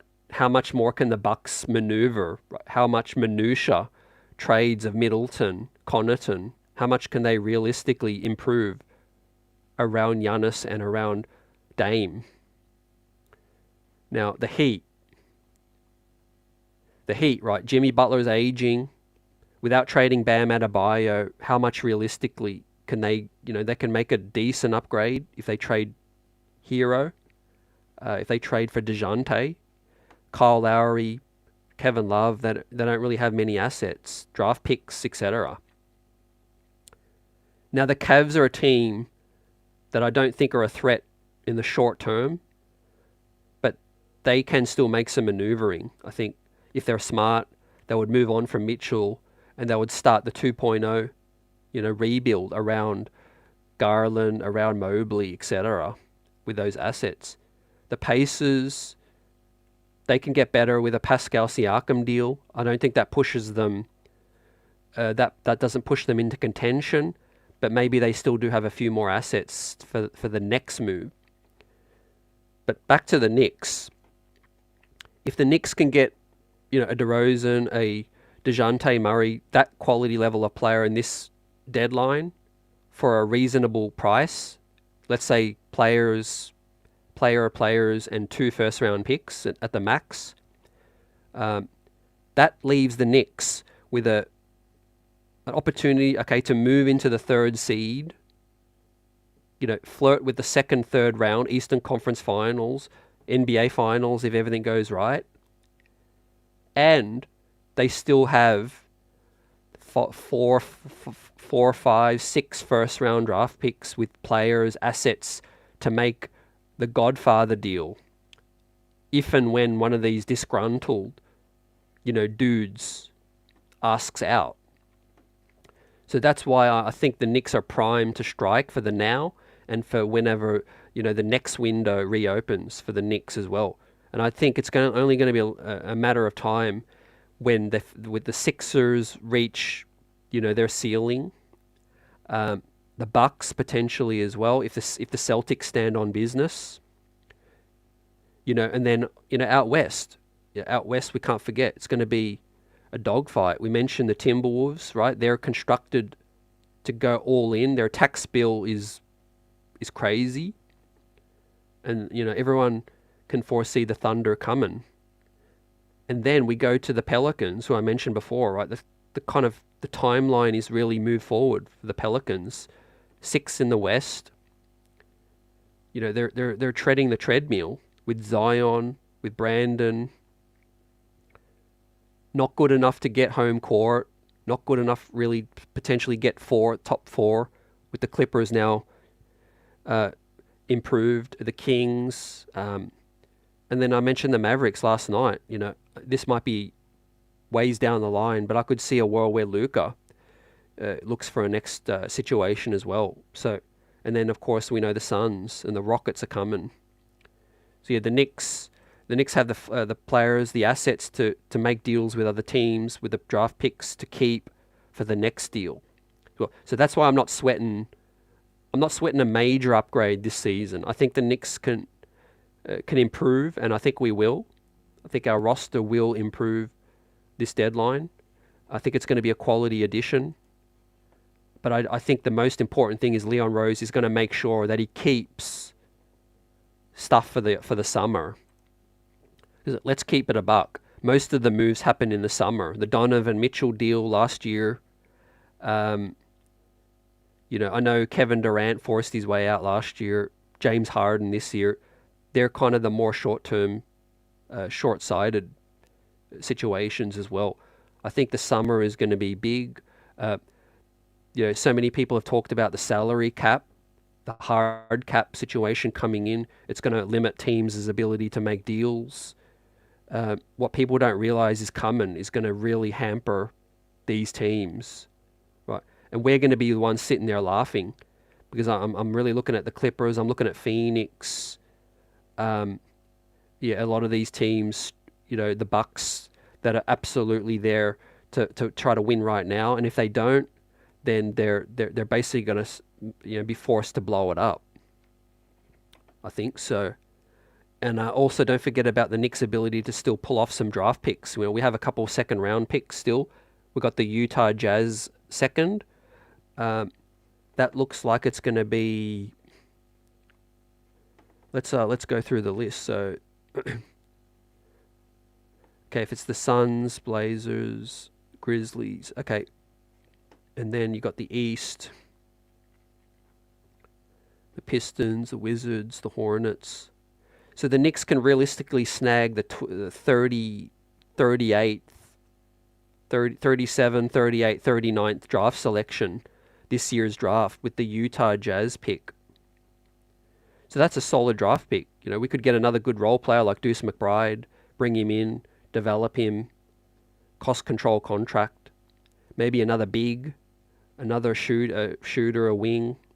I think we can still bring in a draft pick this year if we do. We got the Dallas pick. We have our own draft pick as well. So that's why I think the Knicks they'll make a trade this deadline, and it's going to include one of these picks. Probably ours or the Dallas one. Maybe the Milwaukee one. What do you guys think? I like Tari Eason. Michael, absolutely. I haven't seen his role out in Texas.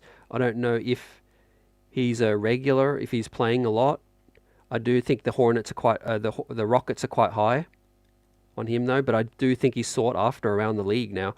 I think as he grows in maturation, I think now that OG Anunoby's off the board, I do think that the league is going to be looking at guys like Tari Eason. I think the price went up for guys like Caruso, Eason, defensive stoppers as well. Dirty says we need to have our roster set before Randall and Jalen Brunson opt out. That's a good timeline to look out for as well. Like you said, Brock Aller has all the points lined up on the board right now. Best believe that. Now let's as we continue to chop this thing up, I just want to bring up the games from today to see what has what's shook out in the league as the Knicks now are vying for that fourth spot. So here we go. Is this today's action? Yep, this is today's action, right? No, maybe not. Got to refresh.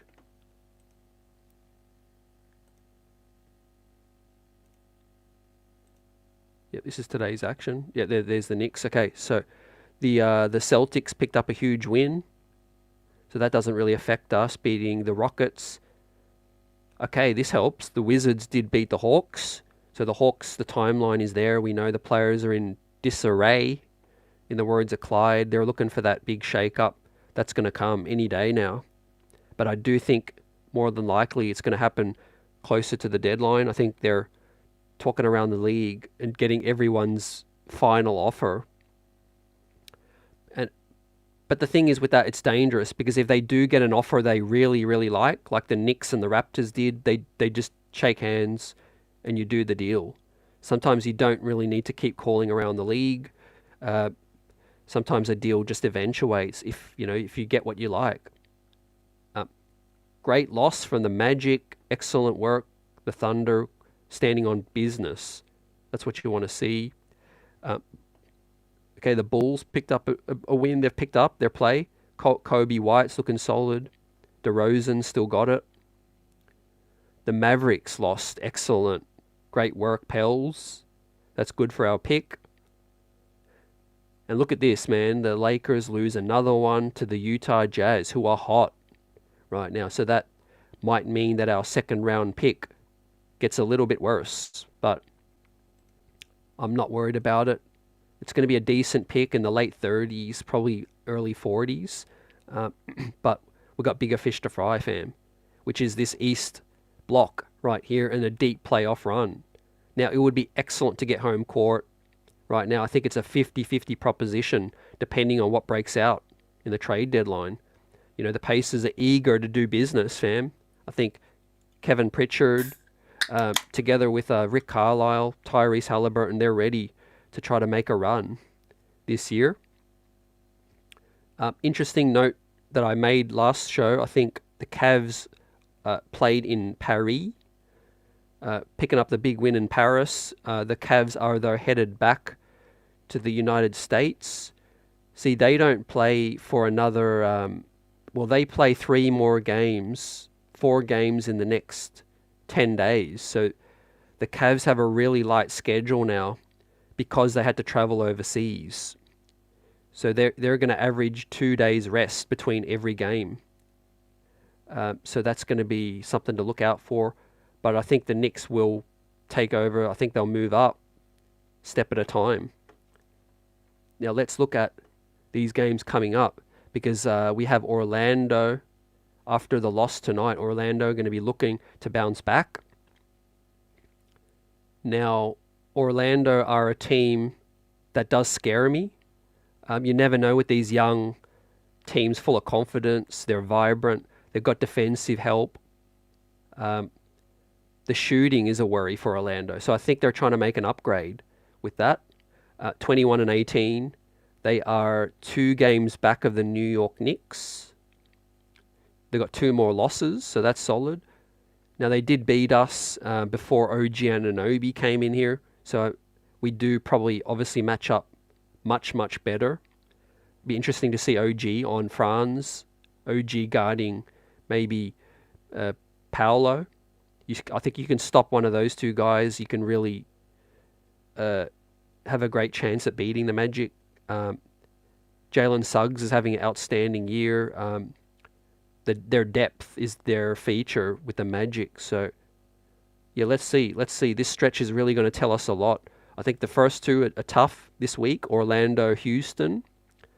But it's also going to tell us a lot about this team. If we're going to get the Knicks we got tonight with no Brunson, we're going to need a couple of A-pluses from some of these guys. Talking about Randall, Devo, OG, iHeart. Without Brunson to beat Orlando, we're going to need some A-pluses from our guys to step up. Houston, it's going to be a lot more easier, I think. They're still tricky, but that's a first of a back-to-back. Then it's Washington and Toronto, so that's much easier later next week. Hopefully we're buzzing by then, pulling off a 5-game win streak. After Toronto, where RJ Barrett and Emmanuel Godson quickly comes into MSG. That's going to be an emotional, kind of fun-filled night. I think that's going to be the time when Quickly and Barrett give their... Quickly gave a nice farewell, a nice story in the Players Tribune. I loved it. I think Barrett's said some great things as well in some interviews. But I think those guys, they'll get their tribute videos. They'll get their chance to farewell New York and the fans. That's going to be a fun night. Anyone that's going to be in the building, that's going to be a good game. Good game to be at. And also on the flip side, OG Anunoby playing his former team in MSG. I can't wait for that game. So with that one, I think Both teams have looked better. Raptors have had some tough games. Interesting quote I saw from a Raptors beat writer is that Quickly and Barrett have played I think their last 12 of their last 14 or something have been on the road, with the stretch with the Knicks and then with the Raptors stretch. So that's brutal after being traded. But the story is moving ahead for me. 12 of the next 14 at home. So that's going to really set up our season. I'm expecting us to be in that 4th seed, hopefully by the end of at the end of this month. After that, Brooklyn, Denver at home at least. So you say, okay, that's at home. We have a puncher's chance. We beat Denver last year, at home and away. We actually swept Denver last year, if my memory is correct. And then we have the Heat. That's going to be a 2-game swing. At least we're getting day off between each of these. No back-to-backs. Charlotte on the road, that's going to be home cooking, basically 3.0. And then Utah back at home. Maybe we're in discussions with Utah at that point. They've got a lot of parts to sell. They got Sexton, Clarkson, John Collins on the block, Taylor Horton Tucker. But the Jazz are 20-20 now, so they're maybe rescuing the season, which might make them deviate. See, they're in the play-in now, and if you look at it, the Jazz are just, man,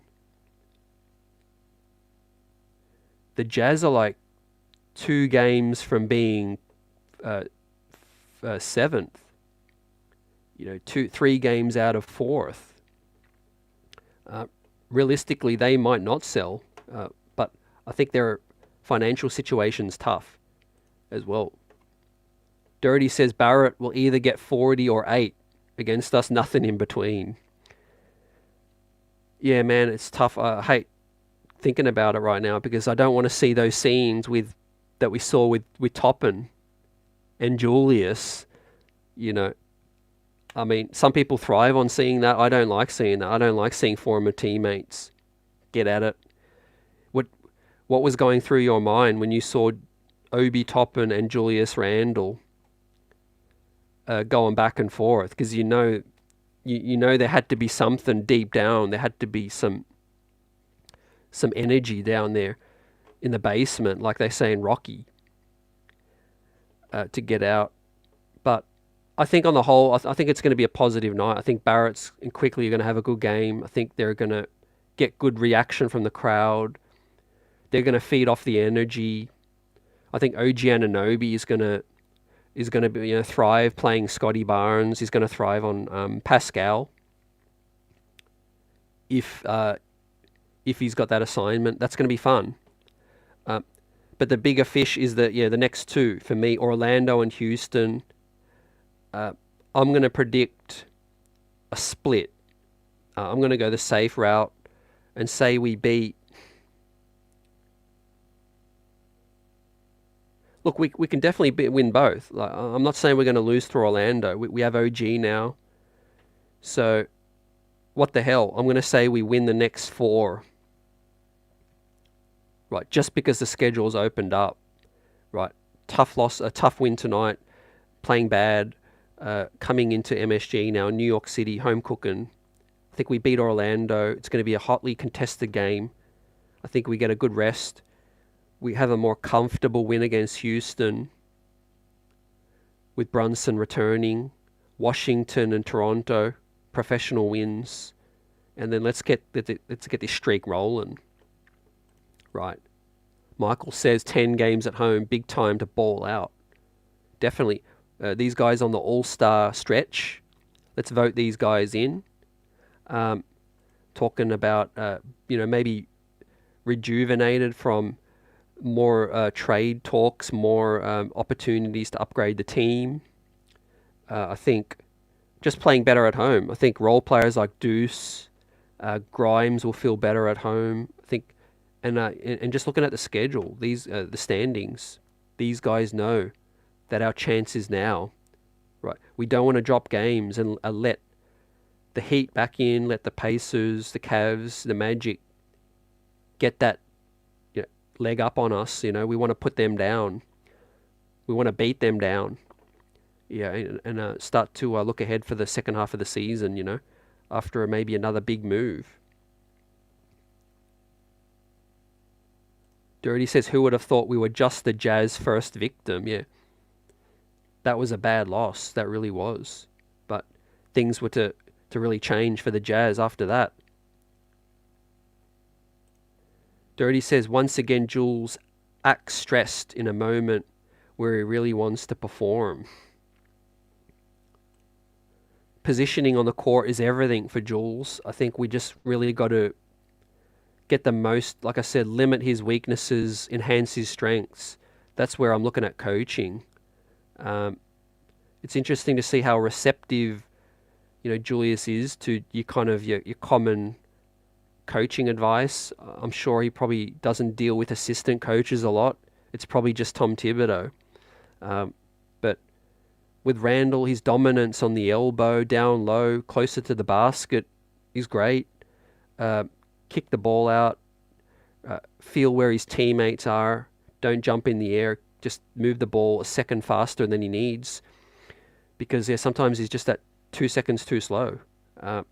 And limit the three-point shots. I didn't like the pull-up three tonight. The three-point shot's just not there. Get to the cup. Get fouled. Kick it out. Methodically dominate.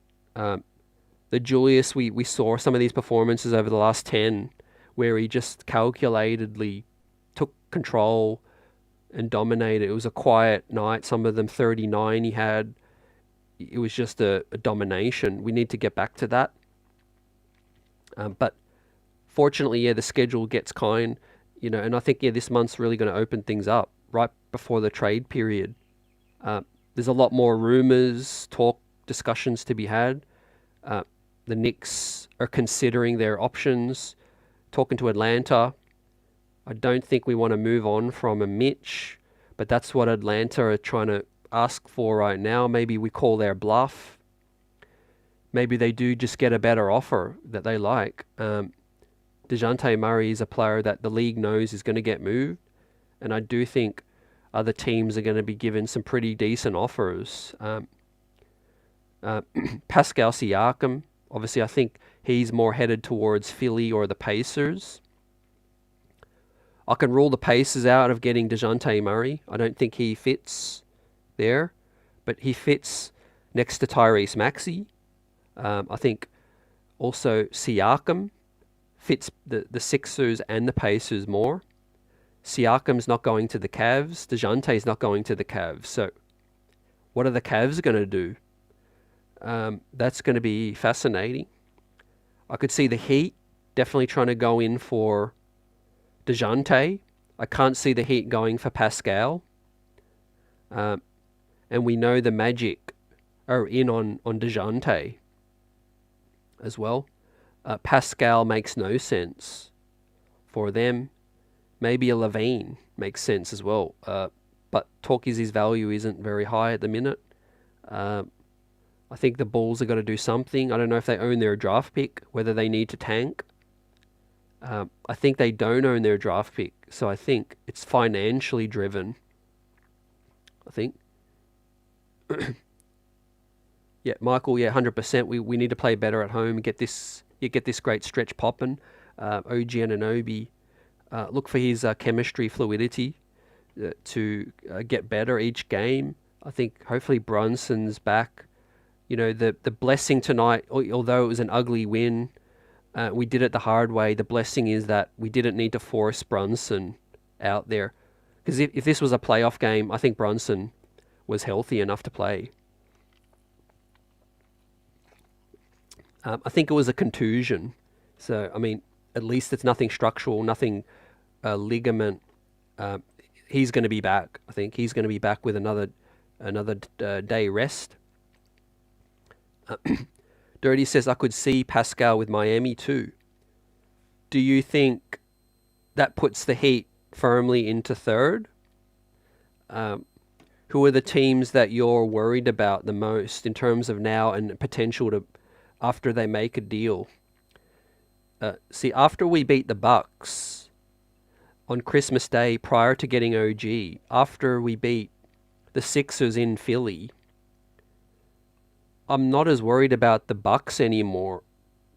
But obviously their shooting has lit us up. The Bucks' tendency to play really well against us and bad against other teams is fascinating. The Sixers I'm certainly not worried about now.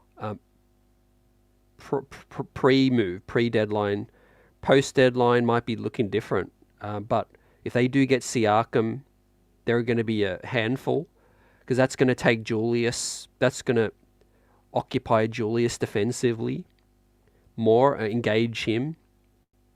Tobias Harris is still there, and probably, obviously, then there's Embiid. But the Sixers right now, prior to any move, I think the Knicks can handle them in a 7-game series. I think home court would be key. But even if we didn't have home court, I think we would still have at least a 40% chance at that. The Pacers are a team I'm a little worried about. Playoffs might look different, half-court sets, all of that. But Rick Carlisle is good. He can make adjustments. Tyrese Halliburton is a nice matchup for them against Brunson. Cavs I'm not worried about. We handled them before. The Heat, as currently constructed, I'm not worried specifically. I think with OG, no injuries. Last year, obviously, Brunson was hampered, hobbled. Randall was hobbled as well. We almost took the Heat to 7. They got no no Vincent, no Strauss. I think the Heat are more beatable this year. I think as proof, we're ahead of them in the standings this early. If the Heat get DeJounte Murray, Pascal, that might make things more interesting. But look, only one or two of these teams can get Pascal or Siakam. I don't see too many other moves for these teams. What can the Heat do? They can give up Tyler Hero, 1 draft pick. They're quite limited. Yeah, 6 other teams or more want DeJounte. We should go all in on Donovan Mitchell. That's a summer thing, Michael, I think. But yeah, best believe he's still on the radar. I think CAA, we know the feeling in terms of what Mitchell's thinking. That's the advantage of the Sam Rose, CAA, Leon Rose situation. Donovan was candid in saying, he believed he was going to get traded to the Knicks. I don't think he's invested in Cleveland. He's not signed an extension. He's not gonna. The only thing left to talk about is that he's got 1 more year left after this. So how brazen are the Cavs willing to be? If it's gun to my head, and I'm going to give you a prediction, I don't see Donovan Mitchell on the Cavs beyond the summer. Draft night, summer, free agency.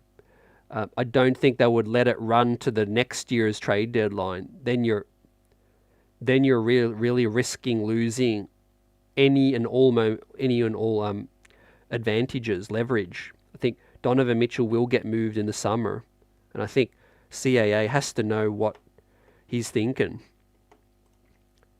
Dirty says Bucks D sucks. I'm worried about the Celtics and the Heat. So yeah, that sounds about right. The Celtics are a tough matchup for us, although we haven't played them with OG, and I don't think we will. I think we've played Celtics. Maybe we play them one more time, but I think we've played the Celtics 3 times at least already, 4 times due to the in-season tournament. But yeah, the Heat always going to be there. But I like our chances. I like our matchups.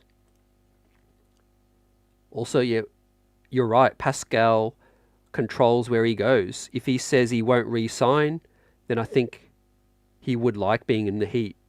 Yep, in the 305. Yeah, look, if you're picking destinations, let's keep it a buck. If you've got the Pacers there, yeah, it's quite enticing for Pascal. Young up-and-coming team that's run and gun, veteran coach. But if the Heat can get the deal done, he controls his future as well. how willing is Masai Ujiri willing to play chicken with that situation? Maybe he pulls a rabbit out of his hat and he extends Siakam, buying more time. That's going to be interesting. But yeah, the Magic, I think, are willing to ride this season out. Honestly, I think they like where they're headed. I think they've got upside. They've got development that they can bank on, growth in the summer, all of that. I don't think they're hell-bent to make a deal, although maybe Wendell Carter, maybe financially they're more driven to make a deal. That's going to be interesting. Jonathan Isaac, if a team can, really get in on that and be keen on a Jonathan Isaac. We know the Lakers' name's going to be mentioned to every single team, every single player available. I don't know what the Lakers have that other teams want. Who could do with a D'Angelo Russell? I mean, I don't see it. The Bulls, I guess if the Bulls are going to lose DeRozan or Levine, if the Hawks are going to lose DeJounte Murray, maybe they believe in a D'Lo Trae Young combination. Maybe the Heat believe in a Jimmy Butler D'Angelo Russell combination. I don't see that. But the Lakers are probably going to try to trade D'Lo. I don't think they have many other parts to shed. Now the Nets might surprise us. They might be active. They're trying to get some guys. They've got a glut. They've got a surplus of guards and wings with Lonnie Walker, Royce O'Neal, Cam Thomas, Dorian Finney-Smith, Mikal, Cam Johnson. I don't know what they're doing. They've just got too many guys, right? And they need some more big men. They need some more help for Nicholas Claxton. So I do think the Nets have enough pieces to get involved to make their roster more balanced. Maybe the Knicks can go and get a Dorian Finney-Smith, but I don't see us making any deals with the Nets. Yeah. Michael says the Knicks are not going all in on Donovan Mitchell deal is going to hurt us. You feel so you're really high on the combination with Brunson and Spider. I think it can work from the point of view where we've got, presumably we keep Hart, DiVincenzo, OG. I think we have enough opportunities where we can stagger lineups and make sure that Brunson, is sometimes off the court when Donovan's on the court, and vice versa. But yeah, doing a deal with Cleveland is going to be interesting. He needs to force the issue. I don't want to give up too much for Donovan Mitchell, knowing that he's a free agent, as well. So Brogdon is a nice intermediary and should be cheaper deal. People prefer Murray in the chat, in the comments, what I've experienced in the last few days, but I think they're sleeping on Brogdon as well. Defensively and offensively, he can shoot. He can D up, he can shoot. He wouldn't break the bank. But look, I like both of those guys. I think they can fit. They would give us an upgrade. I do really I'm high on Brogdon's three-point shooting. Ability to run the offense with the second unit. Is it going to get us to the NBA Finals? Probably not. But does it give us a damn good chance at getting past the second round? Absolutely. I think nothing's going to come easy this run. But look, you just never know what these teams are going to do. And I think the Knicks have great chance to get home court. Fourth or fifth, provided we do make that extra upgrade. The big man spot is something we do need to address as well. Hey, if we could get a DeJounte Murray or Brogdon, get a Gordon Hayward from a buyout situation, and swing a deal for another big man, you're talking about, one of the favorites to be the second or third in the East right there. I mean, that would literally have the Bucks, the Sixers, the Pacers, the Heat shaking in their boots. I think if the Knicks went out and got either Brogdon or DeJounte, got Hayward from a buyout, because we know Tom Thibodeau, we know there's a good relationship. We know he's going to, if you're bought out, you're going to want to go on a championship contending team or a team that you can have a role and, and have a chance to play. And then a big man as well. That would be an A+ for Leon Rose for this trade period. But man, I'm excited. Plenty more conversations to be had. For an off night, this one's gone longer than I expected, but I'm still buzzing after the trade still. I'm excited for the second part of the season, guys. We gritted out, literally we were the ones that gritted and grinded out a win tonight in the real grit and grind. But, once again, shout out to Isaiah Hartenstein for 20 plus boards. Shout out to Deuce for a career high night, 19 points on 4 of 7 from deep. I'm really starting to feel like Deuce's 3-point shooting is something I can buy now. I think I've seen a long enough sample where he is a real threat. He is a real 3-point shooting a guy on volume with good looks. My main concern with Deuce is the ability to run the offense, but get downhill, create dribble penetration, get to the cup, get fouled. I think the offense can still stall a little, and I do think we do need to get pick and roll, get him and Julius in some pick and roll, or him and OG Anunoby in some pick and roll, make it easier on him. Just get back to basics. Also, if the other team were to go zone, Brunson's excellent at executing, busting the zone.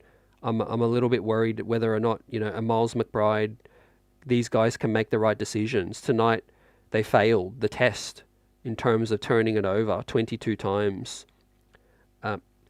We're kind of lucky. We're playing a G League team late, and our talent was able to overcome the Grizz.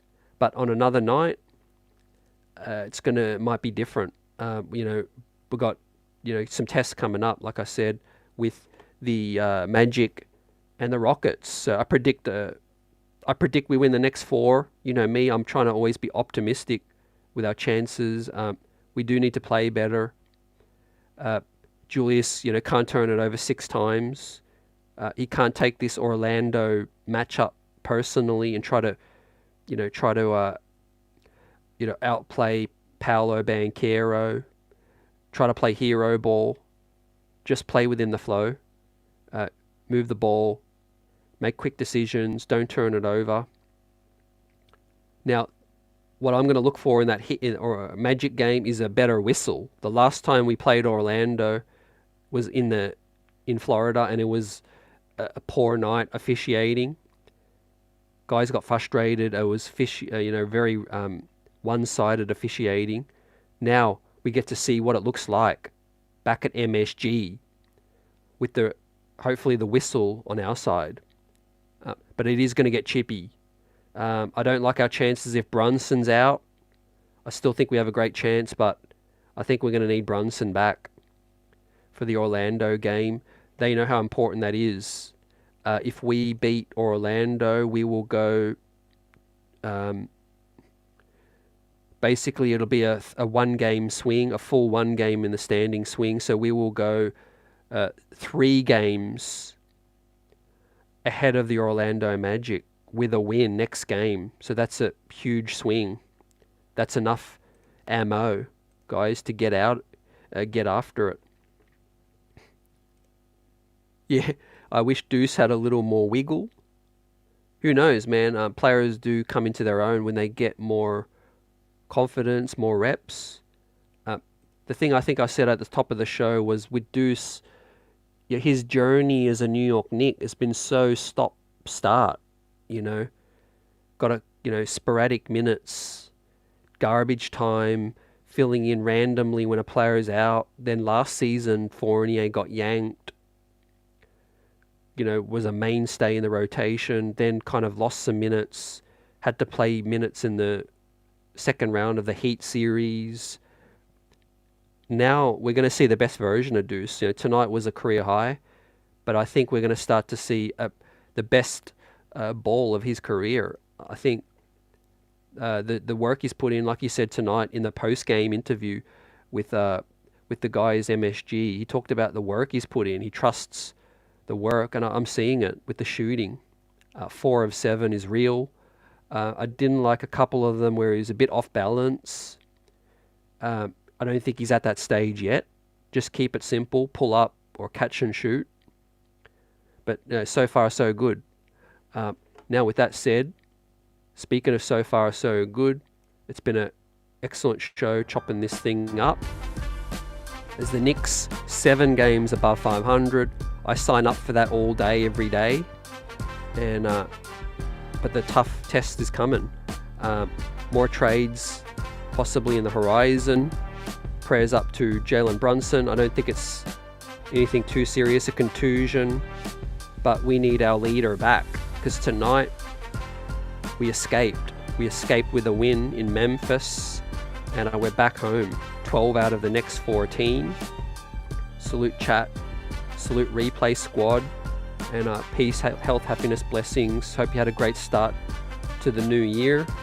Glad you could join us tonight, and continue to chop this thing up post-game live Monday at MSG. I'm feeling good about next week, right? No road games. These guys can unpack their suitcase, because for an entire week, we don't have to go anywhere but New York City. And then early the week after is in Brooklyn. So for the next, 12 days, 11 days, these guys can finally settle in. Don't forget, OG Anunoby hasn't even found accommodation yet. So think about that from a personal perspective. He's finding his feet in New York. On the court, so far so good. Off the court, and good things to come. Let's get it. Let's go 10 games over 500 next week, and let's let the league know that we're coming. Right. So salute, and see you on the next one. Peace.